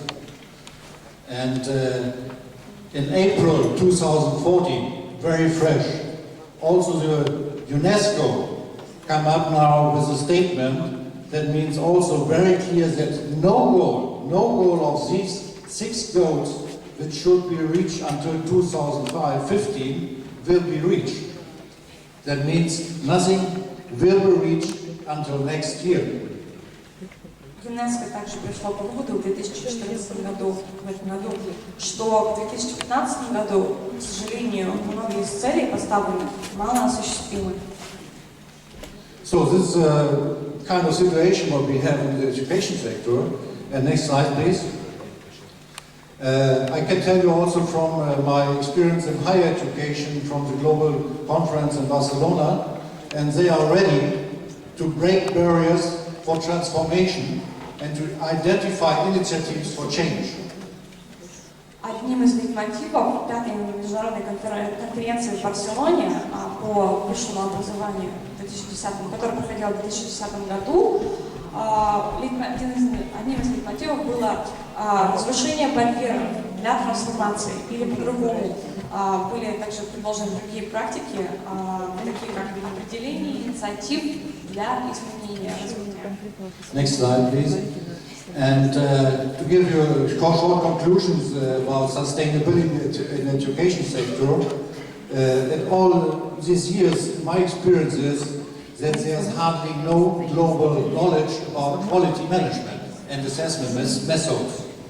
Подводя предварительные итоги по вопросу устойчивости в сфере образования, я могу сделать выводы, что нет сформированного знания, глобального знания по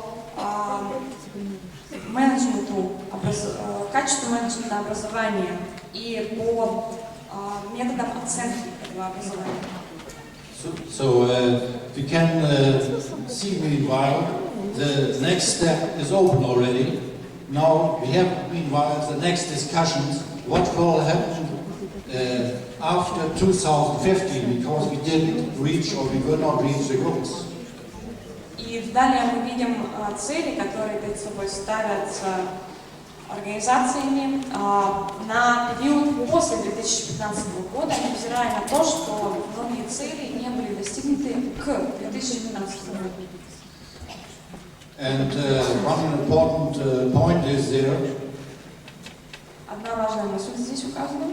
Good quality education emerges as perhaps the most important priority for a post-2015 education agenda. И эта мысль гласит о том, что хорошее качество образования возникает как, возможно, самое важное приоритетное направление на период для образования после 2015 года. Next one, please. And now a few hints about how to evaluate the effectiveness of the educational process, how to improve it, how to evaluate it. Несколько рекомендаций, как можно оценить эффективность образовательного процесса. We, by our own, with our think tank of the IEQ, of the International Academy of Quality, we started some activities to get a feeling what happens in the education sector for quality in education. Наша ассоциация, Международная ассоциация по качеству образования, мы рассмотрели некоторые принципы, некоторые идеи, и что может произойти в дальнейшем с системой образования. Next slide, please. Next one. Our global activities since 2010. We can next one, please. Здесь представлены наши действия, наши меры по улучшению качества образования, по улучшению оценки качества образования с 2010 года? First of all, we defined what is our sector. And for us it's clear it's a whole sector, the different sectors from kindergarten to school sectors, to higher education, e-learning and further education. And the overarching sector, we call it lifelong learning. All these sectors are part of our investigations. В первую очередь мы определили сферы деятельности, которые являются частью нашей оценки качества. И мы выявили, что это все секторы деятельности человека, обучения человека, начиная от детского сада и заканчивая непрерывным образованием. We are looking for partnerships of schools and universities and business sector. Мы искали партнеров в лице школ, университетов, бизнес-секторов. And we want to involve much more quality organizations and governments. И, конечно, мы старались привлечь к своей работе больше организаций, связанных с улучшением качества. Since 2013, we got a cooperation with UNESCO in Paris, and this was a longer journey to reach the right people and to become clear that we have to do something together in the future on a global level. В 2013 году, 3 июня 2013 года, для нас важным событием являлось начало сотрудничества с ЮНЕСКО. Это та точка, с которой мы уже начали понимать, что если мы хотим достичь какие-то цели, то нужно их достигать вместе.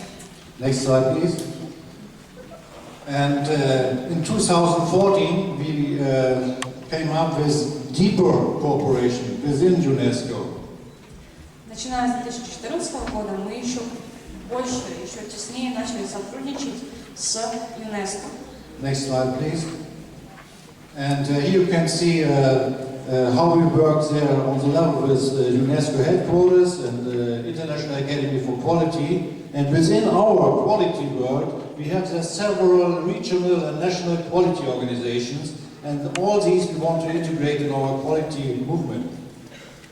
На этом слайде мы видим сотрудничество ЮНЕСКО и нашей компании.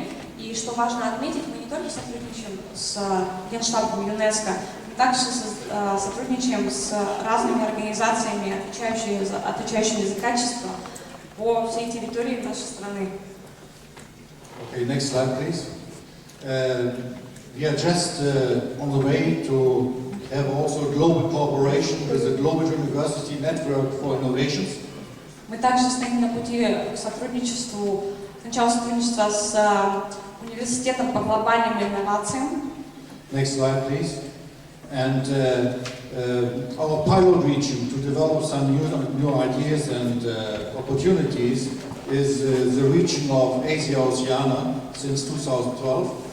И у нас есть пилотный проект по развитию качества в Азии, а именно в Азии и Океании.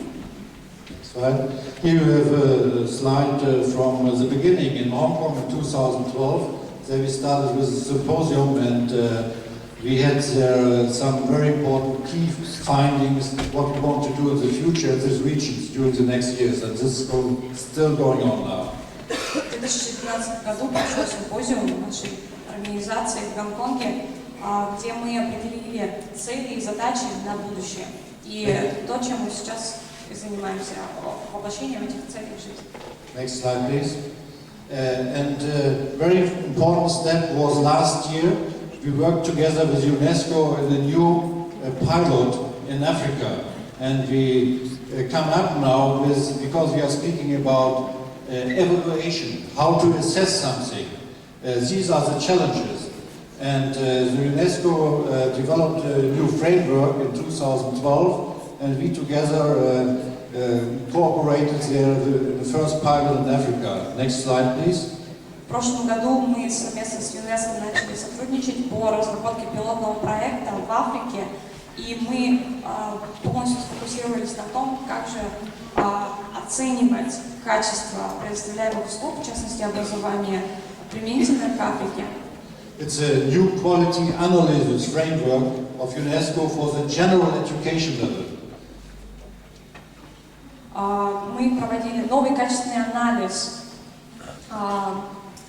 ЮНЕСКО на уровне общего образования. That means with this tool, UNESCO want to give support for the ministries in different countries to analyze their country and to find out what they can do in the next steps for their own development. Благодаря этим мерам ЮНЕСКО пытается помочь оказать содействие разным министерствам разных стран в вопросах улучшения качества образования в том или ином регионе. The challenge for UNESCO is, of course, poor quality in education. This is their own statement. Также одной из их целей является принять меры по улучшению качества образования в бедных регионах. Next slide, please. Here you have the framework, the new framework of this analysis system. Здесь у нас представлена новая рабочая программа, вот эта система диагностики и анализа ЮНЕСКО. So we have here a tool how to assess and how to evaluate, yes, thanks, how to evaluate these education system, and I'll give you more details tomorrow in the masterclass. Здесь представлены средства улучшения и оценки качества образования, представленные ЮНЕСКО, и подробнее наш лектор будет говорить об этом завтра на мастер-классе. Next slide, please. And here are just a few evidences that we had at the workshop. I was there as an observer of UNESCO in this workshop. Здесь представлены фотографии мероприятий, на которых я был в качестве обозревателя от ЮНЕСКО. Next slide, please. Okay, that's also from these steps. Next slide, please. And what I will give you also tomorrow, I will show you tools how we can measure, develop the schools and universities on a higher level in quality education. Здесь вкратце представлено то, о чем я буду говорить завтра. Это средства и инструменты по улучшению и оценке качества образования по всему миру. Next slide, please. And last 2 or 3 statements. It was a great pleasure for me to be here in Yakutsk. Для меня огромная честь быть здесь, презентовать здесь свои доклады. And it's still a great pleasure because I have a long week here and I will get new experiences from this area and from your city. И я проведу здесь целую неделю и, конечно же, с нетерпением жду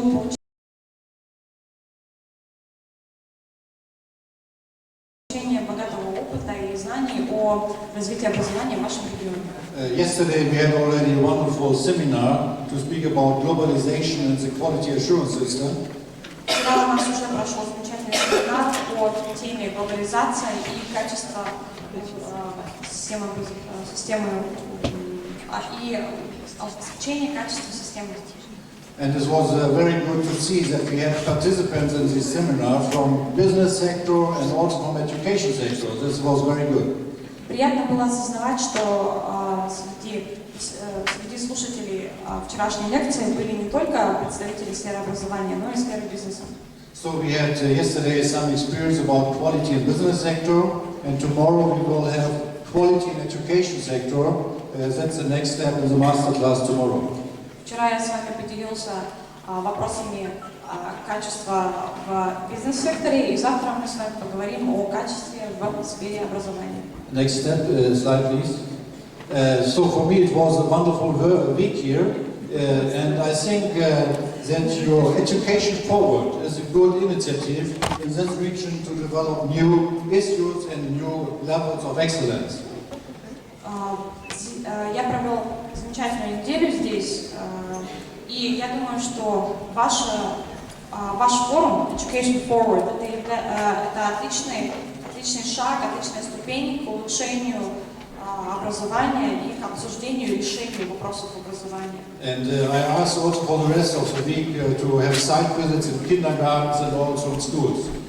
И также во время своего визита я также планирую посетить разные учебные заведения, школы, и также детские сады. Last slide, please. Thank you very much that I got this experience here in your wonderful city, and I enjoyed very much the last days, and I'm sure I will enjoy the next days until Sunday. Thank you very much.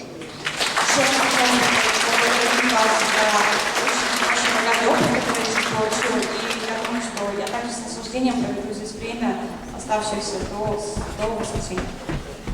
Спасибо за внимание. Спасибо. Так, уважаемые коллеги, время...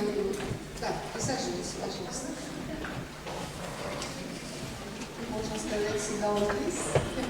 Так, дорогие коллеги, время уже обеденное, но у нас еще остались много людей, которые хотели бы выступить. Поэтому я хочу спросить, значит, госпожа Чен Лей, вы готовы выступить? Так, вы, Дмитрий, как уже сказали свое слово. Так, здесь у нас еще есть Соединенные Штаты Америки, да? Как вы? Вы возражаете после обеда, да? И вы тоже обед, после обеда. Мы даем слово госпоже Чен, и после этого какие-то выводы сделаем, да? Чуть-чуть, понемножку. Но мне очень, с одной стороны, конечно, приятно услышать, что говорят люди и так далее, как, скажем так, живут и подобное. Мне бы очень хотелось получить некие такие, может быть, по первости, вопрос сложный, конечно, вопросы, которые касаются гуманитарного образования вот в вузах. Посмотрите, пожалуйста, миссия Северо-Восточного федерального университета. Мы единственный университет, где у нас такая цель написана. Мы на сегодня, кажется нам, что много работаем, но в то же время поступки наших студентов, которые не отличаются добротой и человечностью, конечно же, вызывает очень много вопросов. И в том числе, обращаясь к вам, к вашему опыту, традициям, мы бы хотели бы узнать, что же у вас так хорошо делается, что у вас имеет хороший результат, чтобы мы могли бы внедрить в нашу жизнь. С Китайской Народной Республикой у нас очень тесные контакты. Очень приятно, что вы к нам сегодня приехали. У нас есть студенты из Китая. Вообще Северо-Восточный федеральный университет сегодня обучает из 35 российских регионов и 27 государств, в том числе студентов из Китая. Есть у нас те очень хорошие специалисты, которые сами работают преподавателями. И, конечно, хотелось бы, вот вы занимаетесь обменом, да? И хотелось, чтобы, что же нам такое предпринять? Когда я ездила в Чанчунь и выступала там на семинаре, я говорила о том, что, может быть, не надо нам только заниматься языком. Вы русский язык учите, а наши учат китайский язык. Может быть, нам что-то другое, в другом направлении, как мы с французами, например. У нас французские студенты тоже, кто-то изучает якутскую ложь и защищается, доктор свой, например. Студенты из Турции, например, переводят Олафо и тоже получают докторскую степень. А то, что касается Китая, значит, практически мы только ограничиваемся изучением языка. Поэтому, памятуя о том, что совсем недавно Российской Федерации и Китай подписали соглашение, большой контракт, мы бы хотели, чтобы вместе готовить с вами инженеров, может быть, а может быть и выйти на более такое другое направление. А кто-то мне сказал, что госпожа Чен знает русский язык.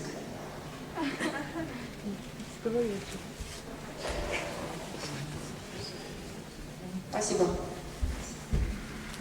Директор колледжа по международному обмену Бахайского университета. Пожалуйста.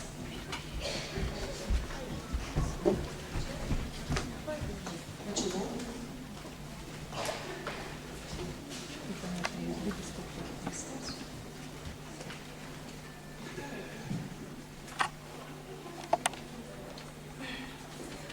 Good morning. I still call it the morning before lunchtime. Доброе утро, если, конечно, можно говорить об утре перед обедом. Good morning, respected Chancellor Mikhailova, and the guests, and ladies and gentlemen. Добрый день, уважаемые Евгения Исаевна, участники и приглашенные зрители. Здравствуйте.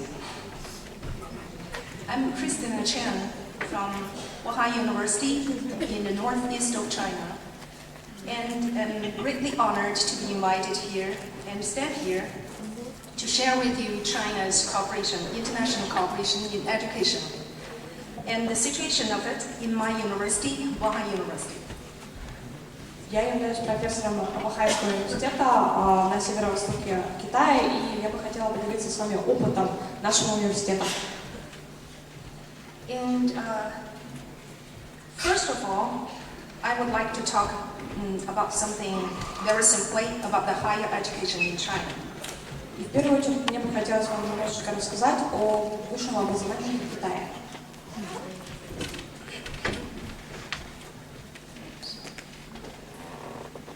Till now, altogether in China, we have nearly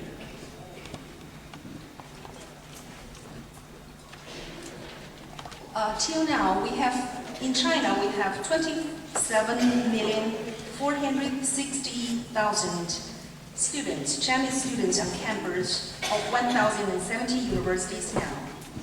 На данный момент у нас обучается 27 миллионов 460 тысяч студентов, обучающихся в более 1070 университетах Китая. And nearly 7 million students are recruited by the universities each year. И в университеты Китая поступает около 7 миллионов студентов ежегодно. And among them, there are 328,330 international students studying on campus of 690 universities. Среди них 330 тысяч студентов обучаются в китайских университетах. Okay, and we have also nearly 2,000 cooperative institutes and projects with foreign investments funded by 2013. И у нас есть ряд проектов, более 210 проектов, финансируемых инвестиционными компаниями, которые у нас заключены сроком до 2013 года. And among those institutes and projects, mainly in engineering, science of law, literature and history. И среди этих проектов проекты в сфере литературы, истории и других. The first group of international students are 33 Eastern Europeans came to study in Beijing in 1950. Первая группа международных студентов, состоящая из 33 человек из Восточной Европы, приехала в Пекин впервые в 1950 году. And from this very beginning till 1978, the quantity just grew to 12,000 within 29 years. С тех пор до 1978 года количество этих студентов выросло до 12 тысяч человек. Мы видим всего лишь за 29 лет.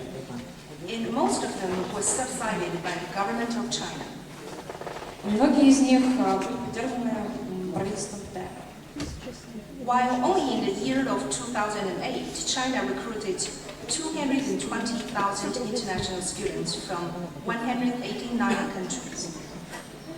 Если брать данные лишь 2008 года, то Китай принял у себя 220 тысяч международных студентов с 189 стран мира. And the sum is 180 times of that in 1978 with the development of 30 years. И мы видим, что численность этих студентов возросла в 170 раз в сравнении с 1978 года за 30-летний период. And 90% of them are self-subsided. И 90% из этих студентов имеют возможность получить субсидии. In the year of 2012, the total number of international students are 328,330. В 2012 году общее число студентов стало 328 330 студентов, и это были студенты из 200 стран и регионов. And for this total number that distributed around the whole world. И это студенты из всего мира. And for Asia, occupied a large one, that is 63%. И 60% из этого числа охватывает азиатский регион. In Europe, occupied 16%. А численность европейских студентов составляла 16%. In Africa, 10%. В Африке, America, 10%. В Америке эта численность международных студентов составляла 10%, в Африке 8%. And for Australia, that is 1%. В Австралии 1%. And for the top 10 countries that those international students come from are Korea, America, Japan, Thailand, Russia, Indonesia, Vietnam, India, Pakistan, Kazakhstan.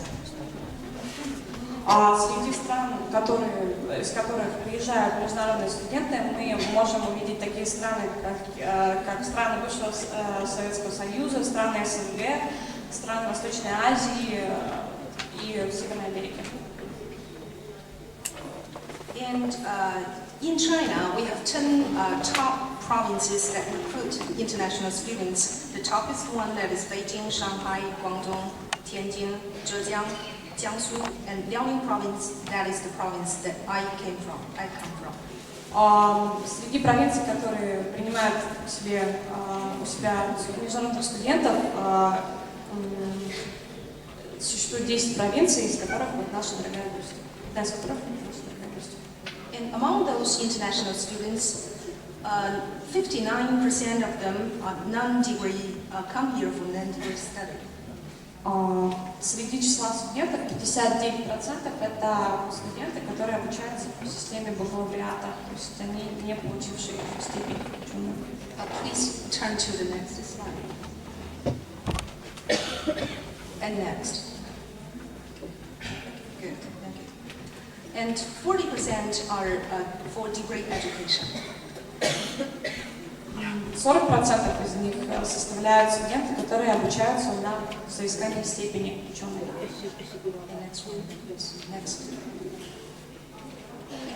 And for the international students in China, they have to pass the exam for Chinese language HSK. The least level is to pass level 3. Международные студенты, желающие пройти обучение в Китае, должны сдать экзамен по знанию китайского языка, который сокращенно называется HSK. Минимальный проходной балл по этому баллу составляет 3. It depends on different schools. Зависит от школы. So in China, near 800 universities are qualified to recruit international students in measure of Chinese language, Chinese medicine, economy, medical science, engineering, science of law, and management, etc. В Китае около 800 университетов высококвалифицированных для того, чтобы принимать и обучать международных студентов, у которых главным предметом является китайский язык. Также они могут обучаться по специальности китайская медицина, экономика, медицинская наука, медицина, инженерное дело, право и прочее. For those cooperative institutions and programs that were developed very rapidly within the 20 years recently. Существуют учреждения и программы, которые направлены на сотрудничество, и мы видим данные.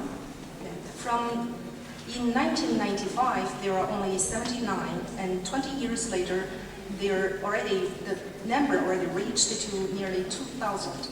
Если в 1995 году количество таких организаций составляло 79, то мы видим, что в 2002 году эта цифра возросла до 712. And there is a kind of typical way of Chinese style of international cooperation, that is the Confucius Institutes and Confucius classrooms. Next slide, please. Next. Yes. And those. Одной из главных особенностей китайских образовательных учреждений является существование конфуцианских институтов и конфуцианских аудиторий. And those institutes and classrooms are built in the universities or high schools in different countries that invited by the government of China.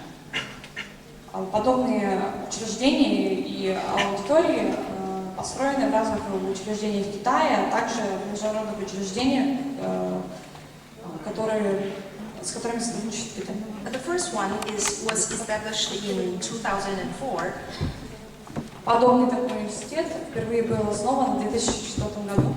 And after 10 years, till now, the number grows to 440 plus 646 Confucius classrooms in 120 countries. С тех пор число этих институтов выросло до 440, число аудиторий возросло до 646 в 120 странах мира. And all these belong to 177 universities in China, and Ohio University is one of them. Эти университеты включают 177 университетов в Китае, и Ohioский университет один из них. And as talking about international cooperation here in Yakutsk, I would like especially say something about the cooperation between China and Russia. И говоря о международном сотрудничестве Китая здесь, на этой конференции в Якутске, я бы хотела подробнее сказать о сотрудничестве Китая и России. And next slide, please. The beginning of the cooperation can be traced back to Qing Dynasty in 18th century, the establishment of Russian Pavilion, which opened the first Russian exhibition in China. Начало сотрудничества можно отсчитывать с 18 века, во время династии Цин, когда был создан так называемый русский павильон в Китае. Это самое раннее, самое древнее место обучения русской культуре и языку. From 1948 to 1966, Russia had trained 100,000 professional people for China. Начиная в период с 1948 года по 1963 год, Россия и российские сотрудники делали все возможное, чтобы развивать русскую культуру и русский язык в Китае. Though the cooperation ceased for a while since 1966 for some political reasons, fortunately, it restarted in 1983. Несмотря на некоторый перерыв в сфере сотрудничества между Россией и Китаем, сотрудничество возобновилось в 1966 году. And in the 21st century, there comes the new development of the exchange of higher education between the two countries. В 21 век ознаменован новой вехой в развитии международных отношений между Россией и Китаем. In the year 2000, President Putin visited China and signed a cooperative agreement for education. В 2000 году президент Российской Федерации Владимир Путин приехал с рабочим визитом в Китай, и было подписано международное соглашение о сотрудничестве с Китаем. Which followed by the series of activities between the two countries. И по этому соглашению были предприняты некоторые шаги по сотрудничеству между двумя странами. Next slide, please. For example, the universities exhibition for China and Russia, President of the United Universities Forum, and Year of Russian Language in 2008, etc. В частности, были предприняты такие мероприятия, как, например, год русского языка в Китае и прочее. И также было в 2002 году экспозиция университетов в обоих странах. Until now, about 15,000 Russian students studying in China and the same number of Chinese students in Russia.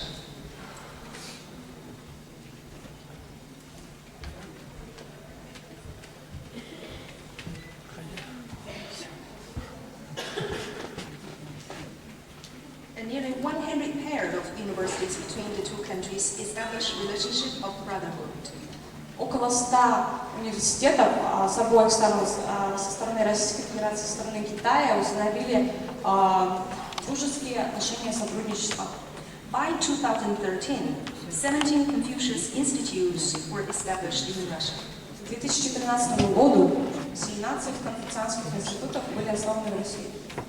Finally, I would take a short time to introduce Bohai University to you briefly. Я бы хотела вкратце провести экскурс по нашему университету, Бохайскому университету. As one of the near top 200 universities, Bohai has a history of 17 years in international cooperation. За плечами Бохайского университета стоит 70 лет сотрудничества, международного сотрудничества. And now, Bohai has 455 international students and 63 cooperative partners abroad. Бохайский университет насчитывает 455 международных студентов в разных институтах мира. Our main cooperative project is to foster study, exchange students visiting study, summer school study, and teachers visiting and study, and branches abroad. Основные наши направления — это программа 2+2, а также программы по обмену, языковому обмену и прочие программы. And the authority of Bohai drew up a special international cooperation 5-year plan. Бохайский университет разработал 5-летний план действий. Including to establish cooperative relations with one of the global top 100 universities.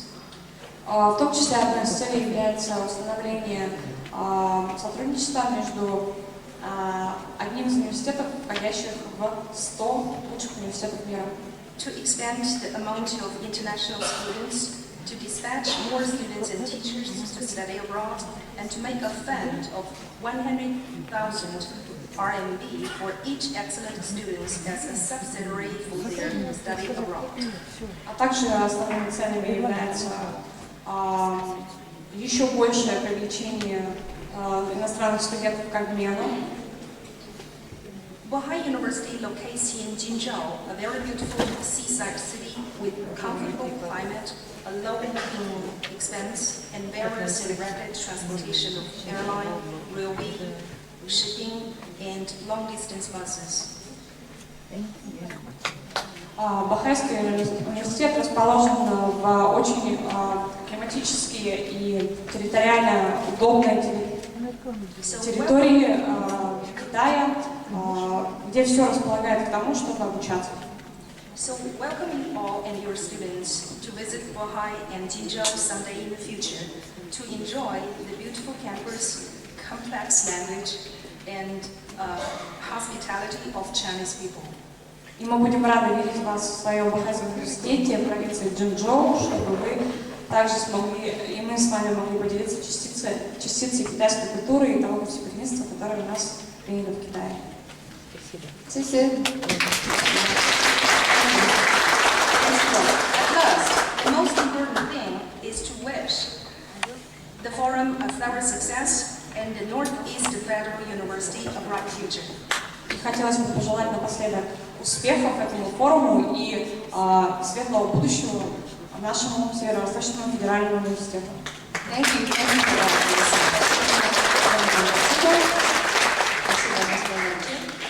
А теперь, значит, мне, Ольга Бабковна и Никита Прокопьевич говорят о том, что сейчас у нас должно быть вручение диплома.